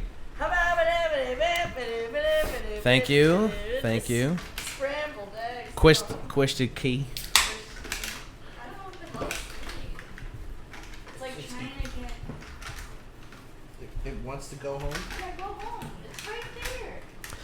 This is one of the most competitive years in the Oscars in a really long time. I've been seeing a lot of posts about like best actor, for instance, in the past couple of years where people are like, look at these fucking winners from the past like 10, 15 years. It's been like dog shit, right? Excuse me. But you're telling me out of Bradley Cooper, Coleman Domingo, Paul Giamatti, Cillian Murphy, and Jeffrey Wright, like if any of those two, first of all, you got well, Coleman Domingo I think is of African American and Latin descent. I don't. Yeah. So you've got that. You've got him. You got Jeffrey Wright. Thank you. So you've got two guys, two people of color. You got Cillian Murphy and you got Bradley Cooper and you got Paul Giamatti. I really feel like, thank you.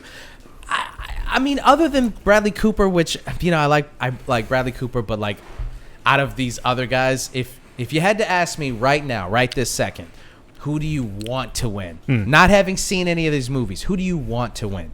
It's Paul Giamatti, baby. I love Paul Giamatti so much. And I will say his performance in Holdovers is fantastic.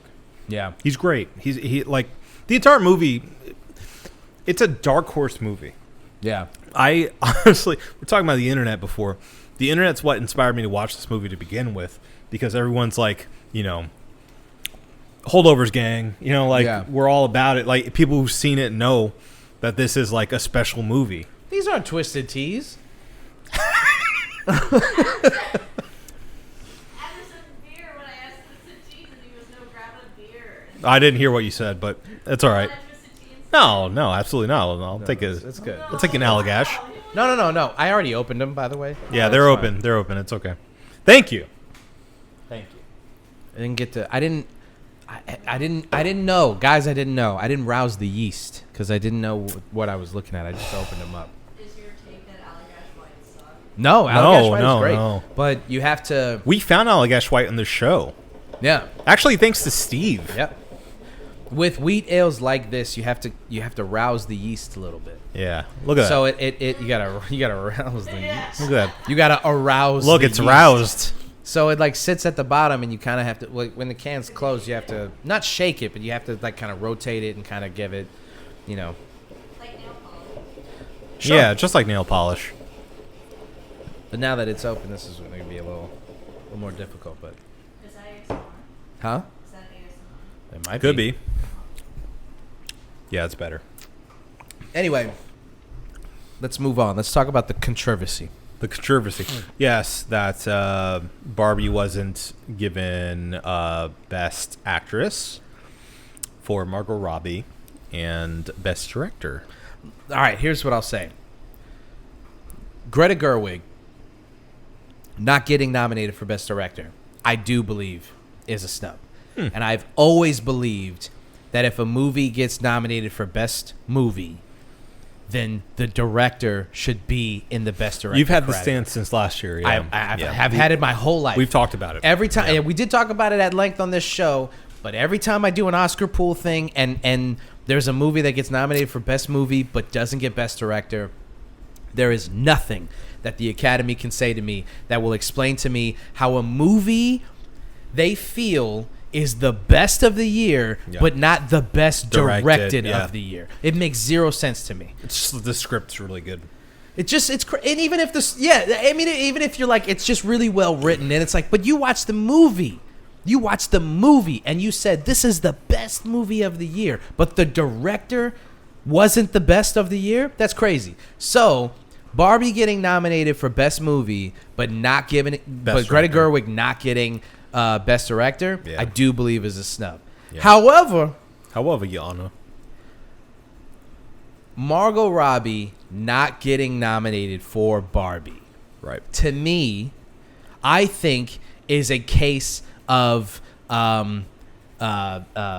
selective memory. memory. I'm spacing on words now. Because when the movie came out, you guys can all pretend like you were praising Margot Robbie's performance. I didn't see anybody saying that it was an Oscar-worthy performance. They said that it was a good movie, and everyone said that Ryan Gosling put on a Oscar-worthy performance, and Greta Gerwig wrote a beautiful movie. Yeah. Which again, she got nominated for best screenplay, right? Adapted. Yeah, she got nominated for best adapted screenplay. Everyone said that it was one of the best movies of the year, one of the best written movies. No one said anything about America Ferrera's performance. No. And no one said anything about Margot Robbie's performance other than the fact that like she carried the movie. She was she was great in the movie. But a Oscar-worthy performance, I saw nobody saying she's a shoo-in for the Oscar. No. So now, when we get to the Oscars and she doesn't get nominated, all of a sudden it's this controversy. And how did she get snubbed in a category of all women? All right, here's the deal. Here's the deal, man. It's because it was a feminist movie. Just kidding. No. I agree. I think that the bias in the Oscar contention is not a bias against women, but a bias against comedy. Yes. And yes. I think it's been apparent forever. Comedic roles have been nominated in the past if they've been like really good comedic roles. Like Kevin Kline, for instance, and like there's been comedic roles, but it's been rare that a comedic role has been nominated. It's almost as bad as horror when it comes to awards. And when's the last time, whenever, has a lead performance been nominated? It's always been a supporting performance, right? Yeah. So, that's what the bias is not against. It's Greta Gerwig or Margot Robbie or the movie itself, because it's been nominated for a shit ton of other categories. I mean, the gold, and a woman in the movie got nominated. The Gold Crown, the Best Picture, it's nominated for Best. Barbie is nominated for Best Picture. Yeah, like that's something. Yeah, you know, that's huge. That's huge. I mean, to keep it short, I'll say I think this is a much to do about nothing. Yeah, I think that people are looking for something to be upset about, and look, I think that there is a clear bias against comedic roles, and I mean, more important to me personally, horror. Yeah, and I think that's clear in this nomination season. Yeah, but I will say, I do think that, you know, mostly what has been nominated here is deserving from what I've seen. I can't speak to every movie because I haven't seen every single one that's been nominated for Best Picture. Well, it's not. We're looking at Best Actress, right? And my question to the audience and to anybody who's upset is, who would you take out? Sure. For Barbie and for Margot Robbie, of movies that you've seen, though, because like, I don't know what Nyad is. I haven't seen it. Yeah, I can't call that one. I don't know anything about that. Lily Gladstone was, I think, the biggest star coming out of Killers of the Flower Moon. And you're not alone in that opinion. Yeah, I mean, it's been reported ever since like it came out. She is the darling this season. Yeah. I think she's probably going to win. I think she has to win. Yeah. Emma Stone. Holdover. What I'm saying. Anatomy of a Fall. Sandra Hüller. Haven't seen it. Don't know. I feel like a lot of people haven't seen Anatomy of the Fall. I haven't seen a lot of people talking about that performance. Carey Mulligan, you know, another like master performer. Carey Mulligan's awesome. Yeah, incredible in like everything she does.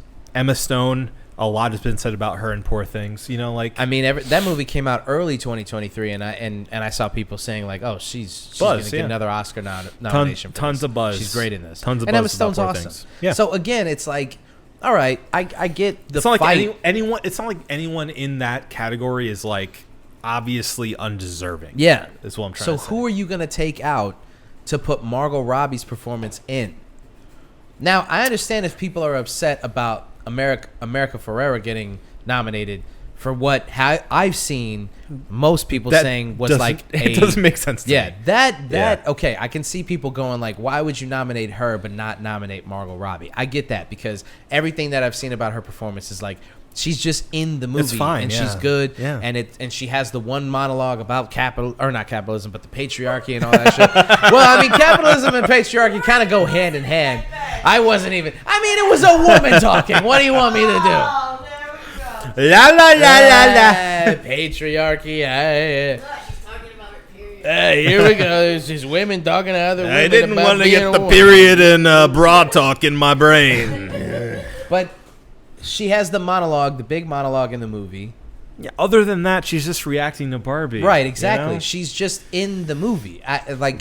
So I get if people are upset about her getting nominated and not Margot Robbie. Sure. But on its face, Margot Robbie, or I guess rather, Ryan Gosling getting nominated and Margot Robbie not getting nominated is not the controversy that you think it is. No, It's one thing. It sounds like one, though, and that's what matters. I will say this.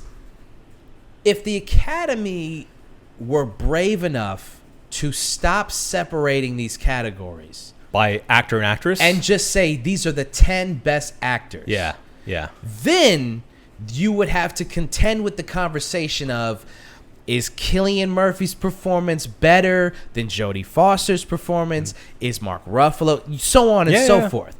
They're not brave enough to do that. No, I'd be fine with them doing that, even if they had to double the amount of nominees. I'd be good with that. I'd be good Yeah. with 10 to 15 nominees. Yeah. And you had to pick one out of all of those. Sure.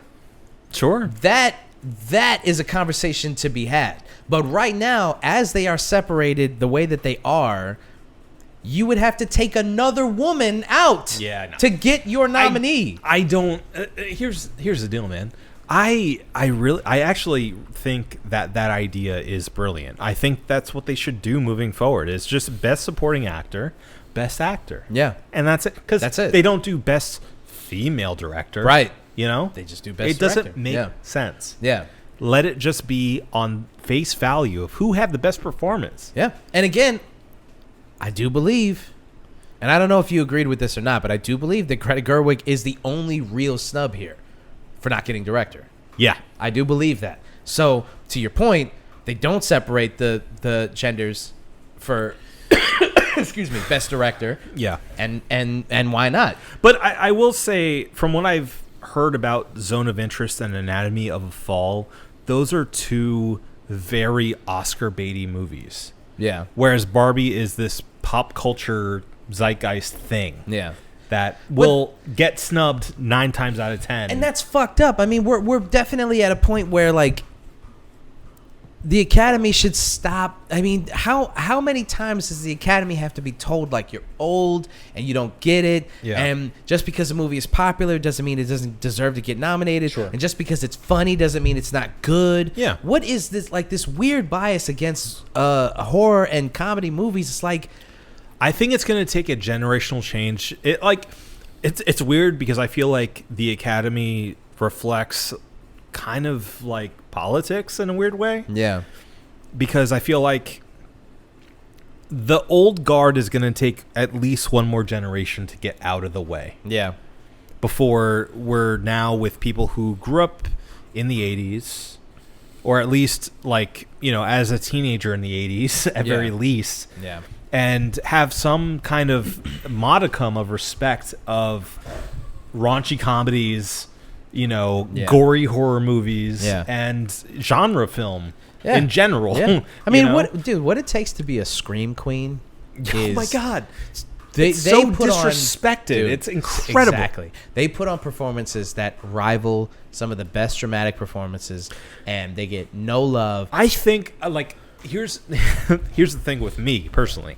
I think Hereditary should have taken it in the Oscars. Absolutely. Like, across the board. Yeah. Director, writer, actress. Yeah. Just mind-blowing. The fact that she didn't even get nominated is unbelievable. You want to talk about a fucking snub, a crime of the century. Like, that's a crime. Scorsese talked about it. Yeah.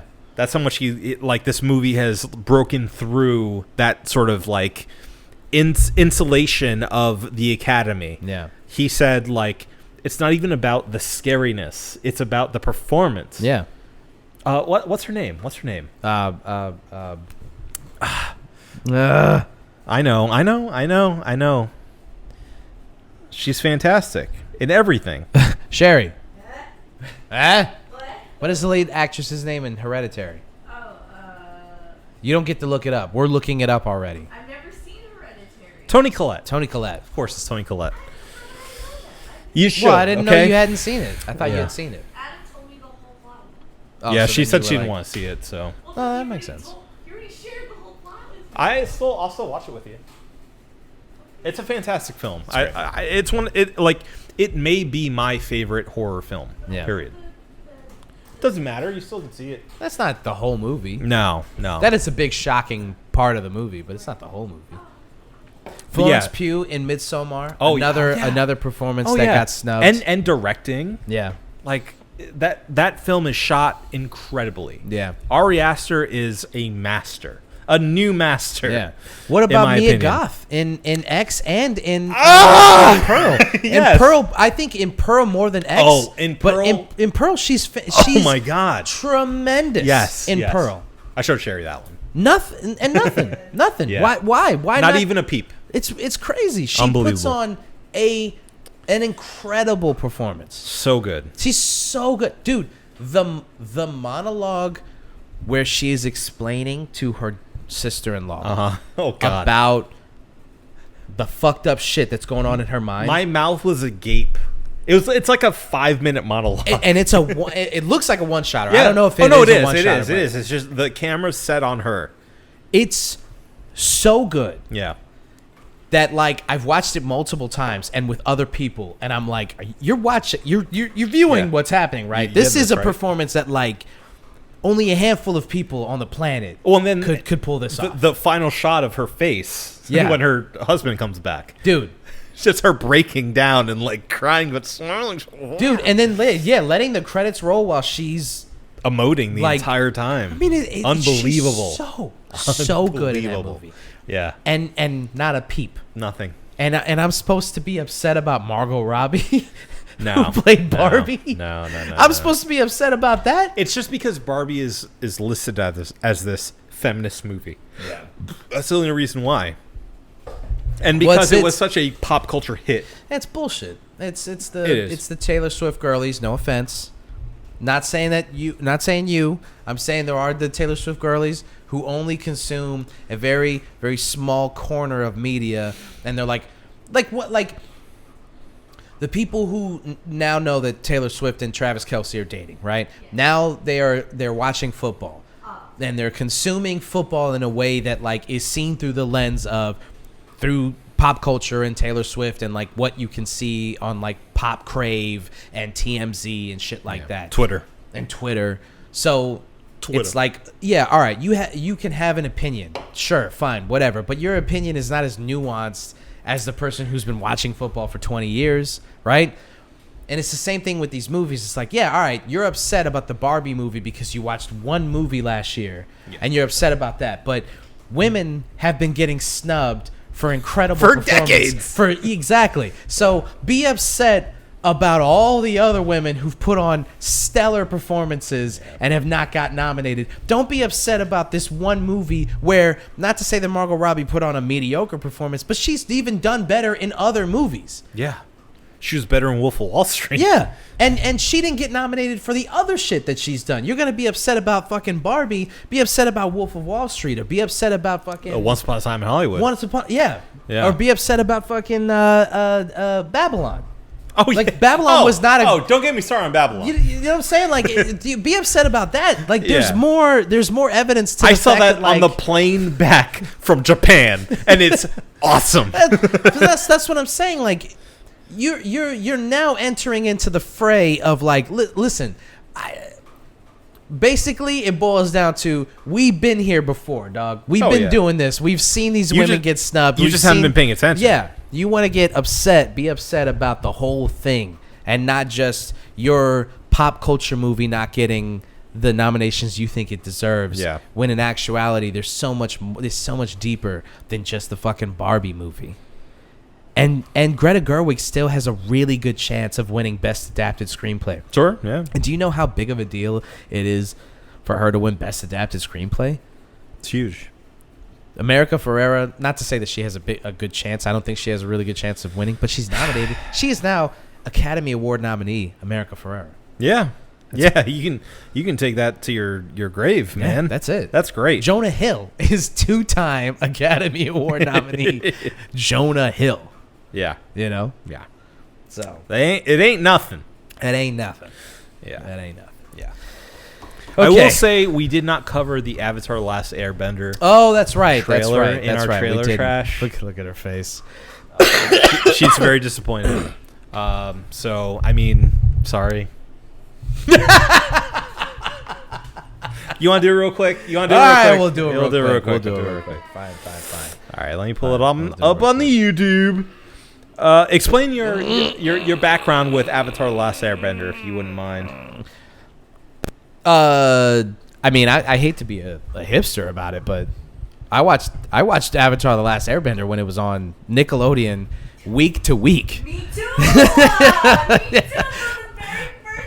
Yeah, very first day. I love The Last Airbender. I watched it day one. I watched it when it was on Nickelodeon, and then when it got on Netflix, I rewatched it multiple times. Nice. And then I watched the movie. I watched the M. Night Shyamalan movie. Oh no, I did. I watched the whole thing, and I was like, even I haven't seen that one. it is as bad as the internet has told you it is. Sherry saw it in theaters. Oh goodness, it's so bad. It's so bad. I don't know what he was thinking. Don't know what he was thinking. Soka. So yeah, I mean, I'll say that I'm not sure how excited I am about this, just because I think that the show is perfect, and I don't really believe that like these adaptations are necessary. Sure. If this is something that gets people to watch the cartoon, Well, it's important to also take into account that this series has not been co-signed by the original creators. that's right. So that's a big red flag for me. Yeah. As a fan of the original series. I did not see it in its original run. I was a late adopter. I came after it was out on DVD. Yeah. And watched them on DVD originally. But became a big fan. I haven't seen Legend of Korra. Korra. I haven't seen all of Korra. Yeah. I saw the first season, and then it went on to like digital. And Yeah, I was very like, quickly. I was like, I'm not gonna follow it on the internet. It so- wasn't seen as important as the last. the original one. Yeah. Yeah. Which sucks because I like the animation better. Korra's great. Because it looks awesome. Yeah, and Korra does very important interpersonal things with the characters that like Airbender doesn't do. Yeah. Airbender is a little more simplistic with like the interpersonal relationships. It starts out definitely as a kids show and Yeah. grows with its audience. Yeah. By the Korra- last season, it's a bit more mature. I think that the writers were ahead of their time with Korra, and I think that they thought that their audience was ready for Korra, Yeah. and they weren't Yeah. until later. Now you see a lot of people going back and going like, "Oh, that's actually a good show," and it's like, "Yeah, it was a good show when it came out." And You didn't give it the funding. I don't think that it's as good as The Last Airbender, Yeah. but I do think that like it's still a good show. Yeah. Yeah. Okay. So here we are. Without further ado, let's look at the trailer. Do you want to come in on this, Sharon? Yes. All right, come Oh on. my God, you Come on. invited me. Just throw my bag off that chair and then Okay. Bring her over here. Where do I go? Please? wherever you want. Okay, that's fine. That's Don't fine. mess up your jacket. Wow. I want to be part of it. Oh, I want to. okay. All right. All right. All right. Part of I'll ready? sit. Yeah. You ready? I'm not in frame. It's okay. The Fire Nation is embarked on a dark path. And the world might never recover. The world needs the Avatar. It needs you, Aang.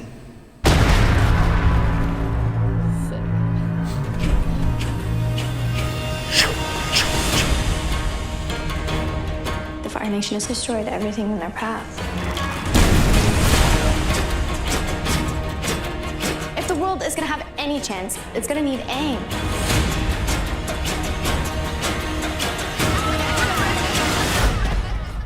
Right. There goes the savior of the world.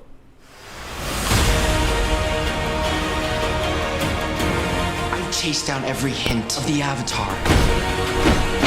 It's my destiny. I'm not someone who can stop the Fire Nation. I don't want the responsibility. You don't have to do this alone. You have me, Tara, and a flying ball of fur. What more do you need?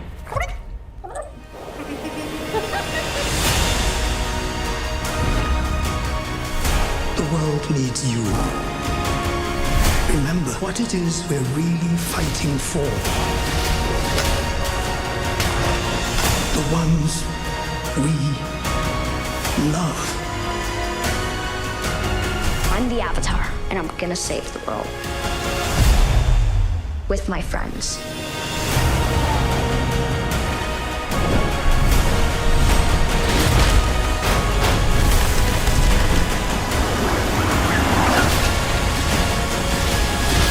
Gently.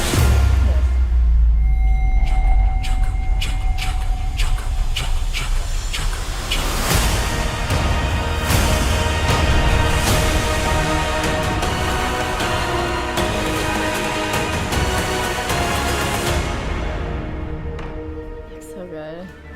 It's amazing. Wow. The music just makes it 10 times better. La la la la. I just I don't know. You're skeptical. I am skeptical. I get that. Same. Because my thing is, it seems like a show that's made for people who heard that the Avatar was a great show, and now like, hey, look, we did it with like actors and like it's a live action thing, and like you know, You don't have to watch animation anymore. yeah. Because if it really does feel like to me, I'm going on record Do to it. say that the last Avatar, or the last Airbender, Avatar The Last Airbender, Yeah. is a perfect show. Yeah. It's three perfect seasons. It's a flawless show. I can't find one flaw. I think it's absolutely perfect. I think it's a masterpiece. I think it's an American anime that was created by people who loved anime. Yeah. And I think that it was written with love and heart, and not just that, but like the action sequences are amazing. The idea of like the elements and like how they apply it to real life countries and like culture, how they mix the elements with the cultures, and everything about the show to me is absolutely flawless. Yeah. So when I see adaptations and things where they're like, oh, we're bringing back the Airbender and we're doing this, I'm just like, you're messing with something that's just doesn't need to be touched. So this thing, to me, I think the casting is great. I think it looks amazing. I think that it's going to be a serviceable adaptation. Yeah. It looks like it's in good hands. It looks like people care about the show. But I'm just like, what's the point? It's just a perfect show already. Sure. It feels like if when they remake movies from our childhood, when you're like, you watch the Point Break remake and you're like, but Point Break was perfect. Or what was it more recently? Cowboy Bebop.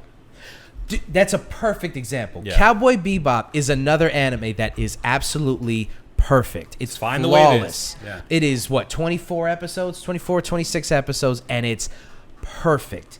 It's done in a way that cannot be surpassed. The music, the writing, the voice acting. I try. Why? Yeah. And then when you watch the adaptation, you're like, it just, even if it was good, which it's not, but even if it was good, you're like, but it's not going to be as good as something that's already It ain't the perfect. same. Yeah. A 10 out of 10 can't be surpassed. It's already perfect. Yeah. Yeah. So what are we doing here?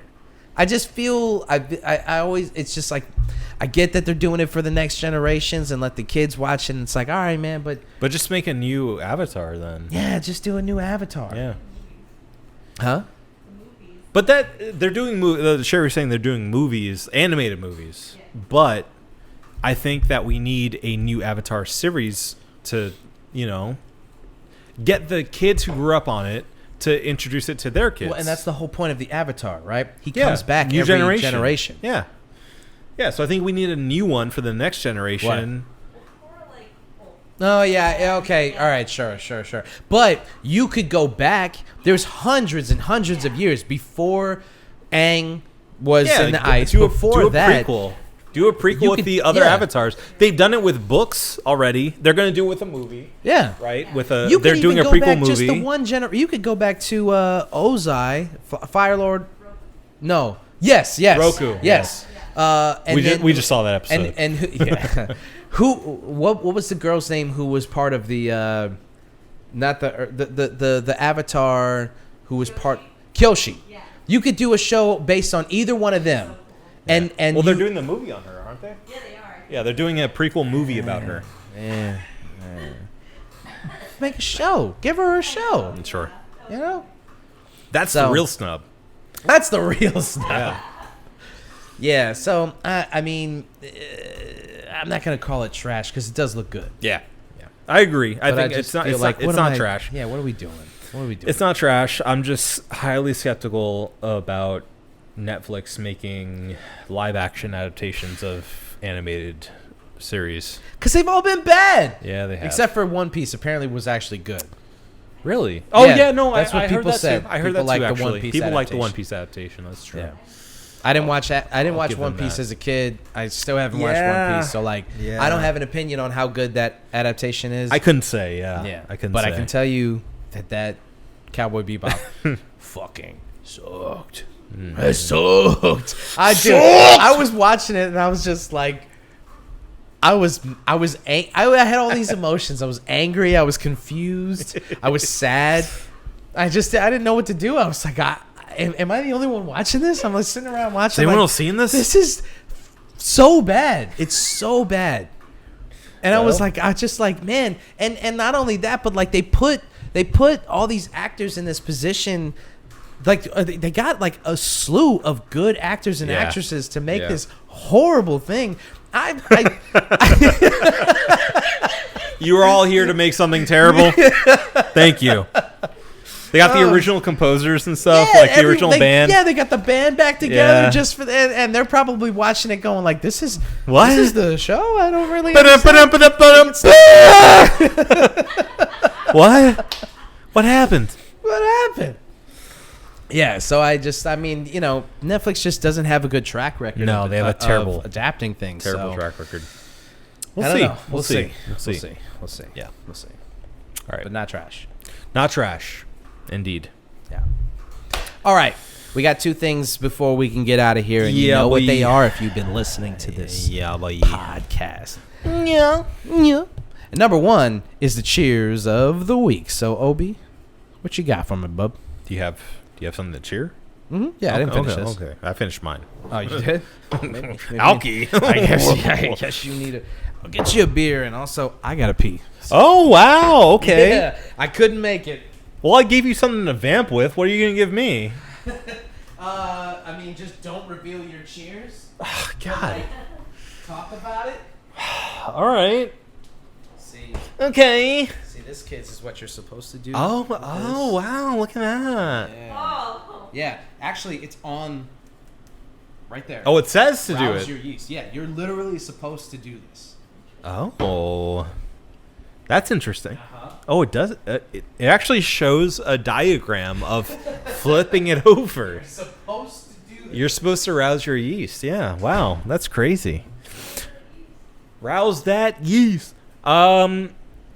Okay. Well, I was kind of going between two different cheerses, so this actually works out.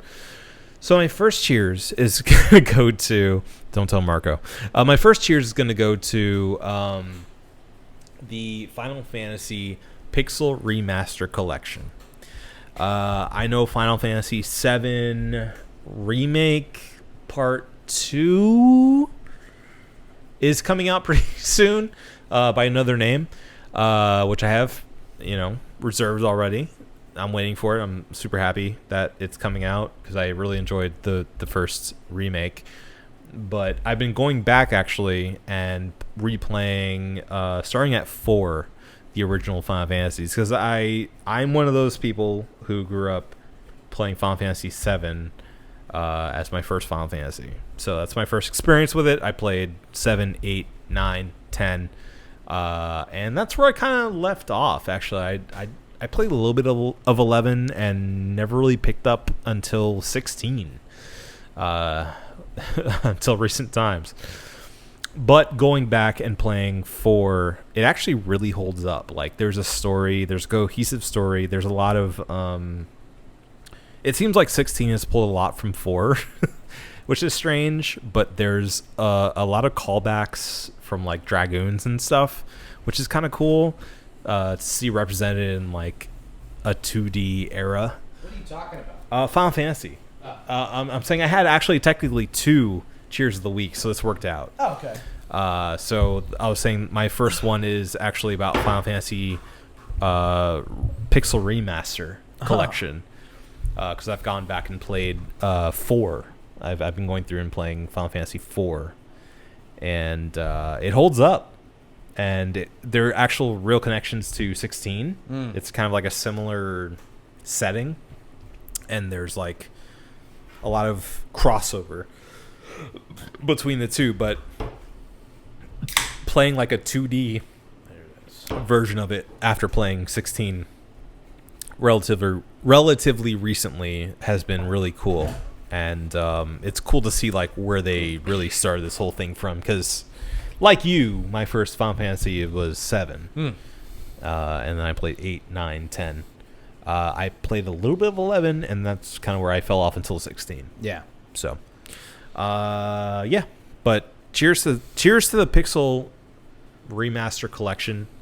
I think it's well worth your $1. It's pretty expensive, but go ahead and get it, because I think it's if you're a Final Fantasy fan, walk through memory lane. Cheers. Also, you can game it so you don't have any random encounters. You can game it so you have the original soundtrack, because they redid the soundtrack with like orchestral pieces, which is really cool. Why wouldn't you want random encounters? That's how you level up. That's exactly right. But what they let you do also is make every encounter 1 times, 2 times, or 4 times the EXP and money. Okay. So you can choose when you want to level up or when you don't. Yeah. So yeah.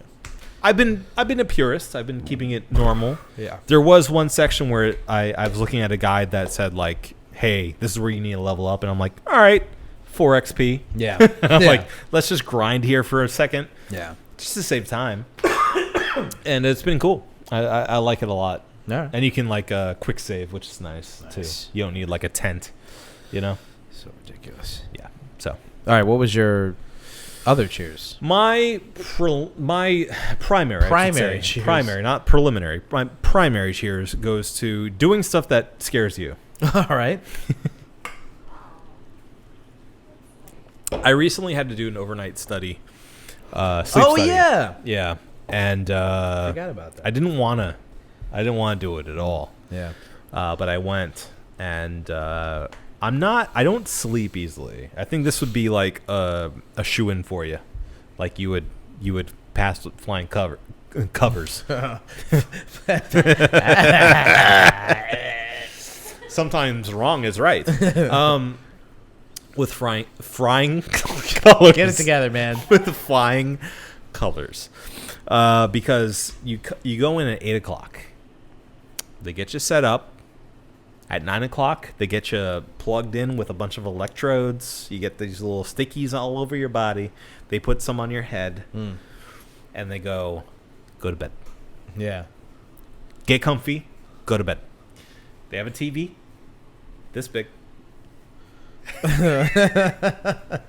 It's like a foot a foot big TV. Yeah. And they're basically like the faster. You can see that all right? Yeah. Is that okay? The faster you get to sleep, the better the study will go. So I was like, okay. And so the guy actually took my glasses off so I could get fitted with this what are they called? The the CPAP machine. Dude, okay, so they made you as uncomfortable as possible. Yeah. And then they were like, sleep. Sleep. Yeah, he put the CPAP machine on me, which, because I have a beard, they couldn't put it like one of these. Yeah. One of these guys over my entire mouth and nose. So they just put it on my nose. Like, it was like this strap that went around the back of my head, and it was connected to a hose on the side that went to the side of the bed. And the guy was like, I'm going to be there. First of all, there's like a camera right in front of the bed. So I'm like, They're like, all right, cool. we're going to be watching you. Yeah.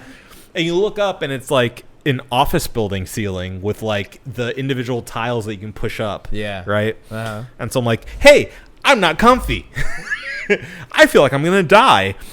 And with the CPAP machine on, it's like your head, the first time you put it on, it's like your head's out a window on a fast driving car. Yeah. Because I tried to open my mouth, and the air was just going out of my mouth. I'm like, he kept asking me questions like,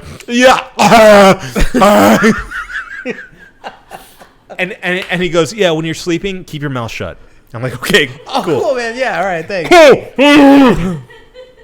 And he's like, well, the thing was too, he's like, if you don't keep your mouth shut, I'm gonna come in the middle of the night, and I'm gonna put a rubber strap around your chin. I'm gonna put a strap on the middle of your chin so you don't open your mouth anymore. And I was like, okay, There are consequences. I was like, I'll keep my mouth shut. And so yeah, I got all that shit on me. And I laid down. I put the covers. Literally, I'm like, he goes, how do you sleep? I'm like, on my side usually. He goes, you gotta change that. And I was like, okay, cool. He's like, yeah, lay on your back if you possibly can. If not, you can lay on your side, but then I'll come in the middle of the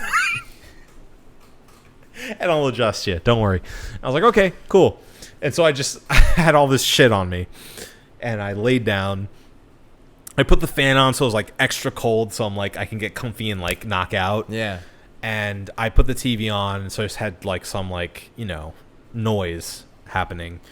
And I covered myself up and just laid there flat. Yeah. As I possibly could. And like my legs started to get no, it was incredible because he made me go through, like, if you've ever played Halo, the first Halo game, the same exact prompts. Yeah. He goes, he was in the room with me. He's like, lay down. I'm going to ask you a few questions over the intercom. And I was like, okay, cool. He leaves. 5 minutes later, I'm just laying there flat. He goes, okay, Adam, twitch your left foot and then twitch your right foot. Yeah. And I did it. And he goes, good. All right. Now move your head left and then right and then up and then down. Okay, great. Open your mouth. Okay, close it. All right, now keep your head still, but look up. Great. Look down. Great. Look left. Great. Look right. Great. Okay, good night. It's like, okay. Awesome. Oh, wow. So I felt like I was in like the configuration of like a first person game. Yeah. And I was... The controls right. Yeah. I was keenly aware that he could tell everything I was doing from his station in the front. And yeah, so I literally I turned the TV off eventually because it was too bright. And I just laid there until I was so uncomfortable. I was just like... Yeah, it sounds terrible. I was like... I closed my eyes and I was literally like, just fall asleep, please. Just fall asleep. And I kept coming in and out of sleep the entire time, but I wouldn't move. I was just like stiff. Yeah. And then finally, after like probably like 5 times of like waking up and falling back asleep, he came in with the light on. He's like, good morning. I was like, hey. And he goes, you're done. And I said, okay, great. Yeah. Awesome. And he said, you want me to get the electrodes off you? Because they're like sticky. And I was like, I'll wait. And I said, I'll wait. I'll take a shower. Don't worry. And he woke me up at 5:45 in the morning. He's like, I let you sleep a little bit longer because we could have woken you up at 5, but you were having peaceful sleep. So that's nice. I let you rest. I said, thank you, sir. And then I went back home, and honestly, my nose hurt from the thing. Yeah. But I felt a little better. Yeah. And then getting home, it was such like an accomplishment that I felt kind of electrified the rest of the day. Yeah. Maybe it was the electrodes on me. But I felt genuinely like good about doing something that's good for my health. That was a real struggle for me because sleep doesn't come easy for me. Yeah.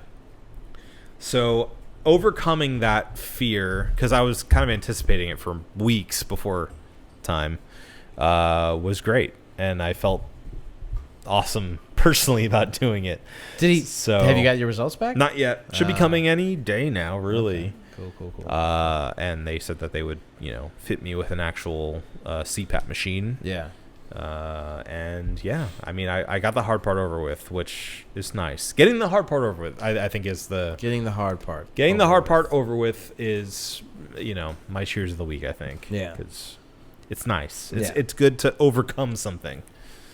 Overcome adversity. Yeah. It feels nice. Yeah, that's good. Yeah. I like that. Yeah. My cheers of the week is going to Tamiflu. Old Tammy. That sweet, sweet nectar of the gods. Yeah. I obviously have alluded to the flu that I had these past couple of weeks. Well, really just a week, but in the past couple of weeks, had the flu for a week, and Tamiflu, man. Let me tell you something. If you have insurance, which I know that's a thing that like a lot of people don't have, and it's a lot of thing. It's something that is hard to come by for a lot of people, or have bad insurance, and I understand that. So it may be easier for some people than it is for other people. For me, I do have insurance. I got Obamacare. I went on the fucking healthcare.gov and got like a pretty decent coverage, right? Sure. So I just went to the Minute Clinic, like CVS. Yeah. And they just, they did the test and they get and they prescribed me some of, they prescribed me Tamiflu or whatever. But they she checked me out and everything. She made sure that all the vitals were good, the blood pressure was good, everything else, yada yada yada. COVID test, flu test, all that jazz. So if you have the resources, I suggest that you do not try to play hero and just go to the doctor.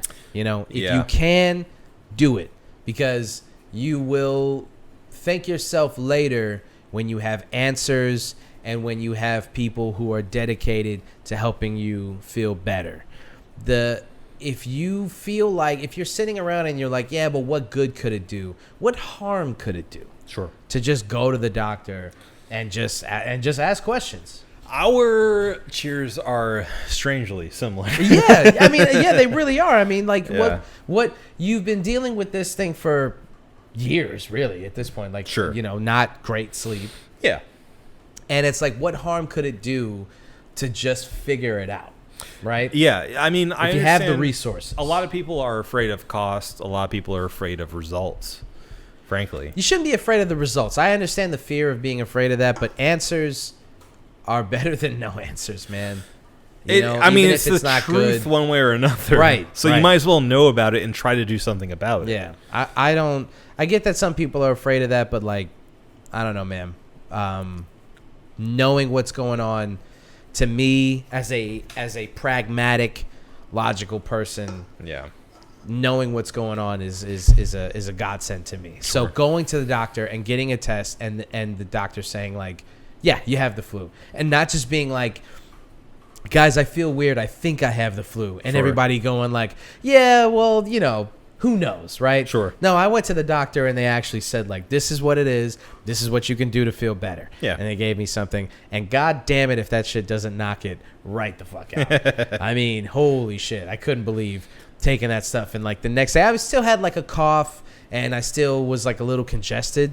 But like, man, the fever was gone. The aches and pains. It was like, I almost felt bad. I was like, I feel so much better than the last couple days that like, I'm like, should I go back to work? Cause like, nah, you know, I'm gonna hang out. Yeah. I'm gonna chill. I'm gonna take these couple of days. But by God, does that stuff work in modern medicine, man? I guess maybe my cheers is just modern medicine. Yeah. You know, so don't, if you have the option, if you have the resources, take advantage of it, man. That's the whole point. If you're paying for insurance, fucking use it. And get your yearly checkup, you know? Yeah. Get checked up. Get those checkups. Get checked up, you know? Get checked up. I feel like, you know, if you haven't had a checkup in like a couple of years, you're probably afraid to go in and them being like, hey, you have terminal cancer, bud. You know? But if you got terminal cancer, it's better to know than you to should not know. Yeah. Yeah, that's you could start going out and stealing stuff. Exactly. You know? That's what I would do. Live for the day. If I had terminal cancer. Oh, yeah. First thing I would do is steal. I would shoplift so much. Yeah. I'd be like, what are you going to do? Yeah. Yeah. I'm going to die. Yeah. Yeah. You can't do anything to me. Yeah. There's nothing you can do. Exactly. You got to know if you got to live it up, right? This is mine. Yeah. This is mine. Why not? Also mine. What are you going to do? Yeah, what are you going to do to me? What are you going to do to me? You going to lock me up? You can't. Okay. And then what? That's fine. Yeah. I'll be dead by daylight. Yeah. So you should know. You should know. Yeah. That being said, what do we know about our reviews for this beer? Ah, what a great segue. This beer is the plated Boiler Drake from Hourglass. And I'll tell you, my review of this beer is a 5.5. Okay. Yeah. I'm going All to go with 5.5. All right. It's a fantastic Imperial Stout. Well balanced. Not too sweet. Not too boozy. Even though it's an Imperial Stout. I'll be honest, I'm surprised that Hourglass didn't go like the super fruity, super chocolatey, kind of hard to drink. They are known to do that. Yeah. And this one, I'm very surprised and proud of them for doing what they did with this stout. Yeah, it's great. 5.5. Agreed. I agree with everything you said, but I'm gonna give it a 6. Oh wow! I'm gonna give it a 6. First 6 of the year. Of the year. It's exactly what I like in my Imperial Stouts. It's strong, but not, like you said, overly boozy. Not too sweet. Thank you. Sorry, it was a little late. Yeah.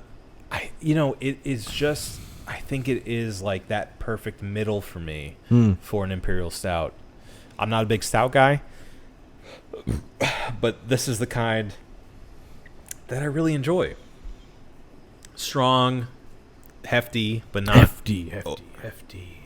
It doesn't taste like you're drinking like, a dessert. Yeah. So for all those reasons, I'm gonna give it a 6. I love it. Well, it's a 5.5 for me and a 6 out of 6 for you, good sir. You think we got it? I know we got it. Well, if Adam says we got it, then we got it.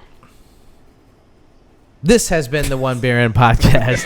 For myself, Marco Dupa, for Adam Obesius Rodriguez. Yeah, boy. Thank you guys for listening. Drink delicious beer and have yourself a beautiful evening. We love you.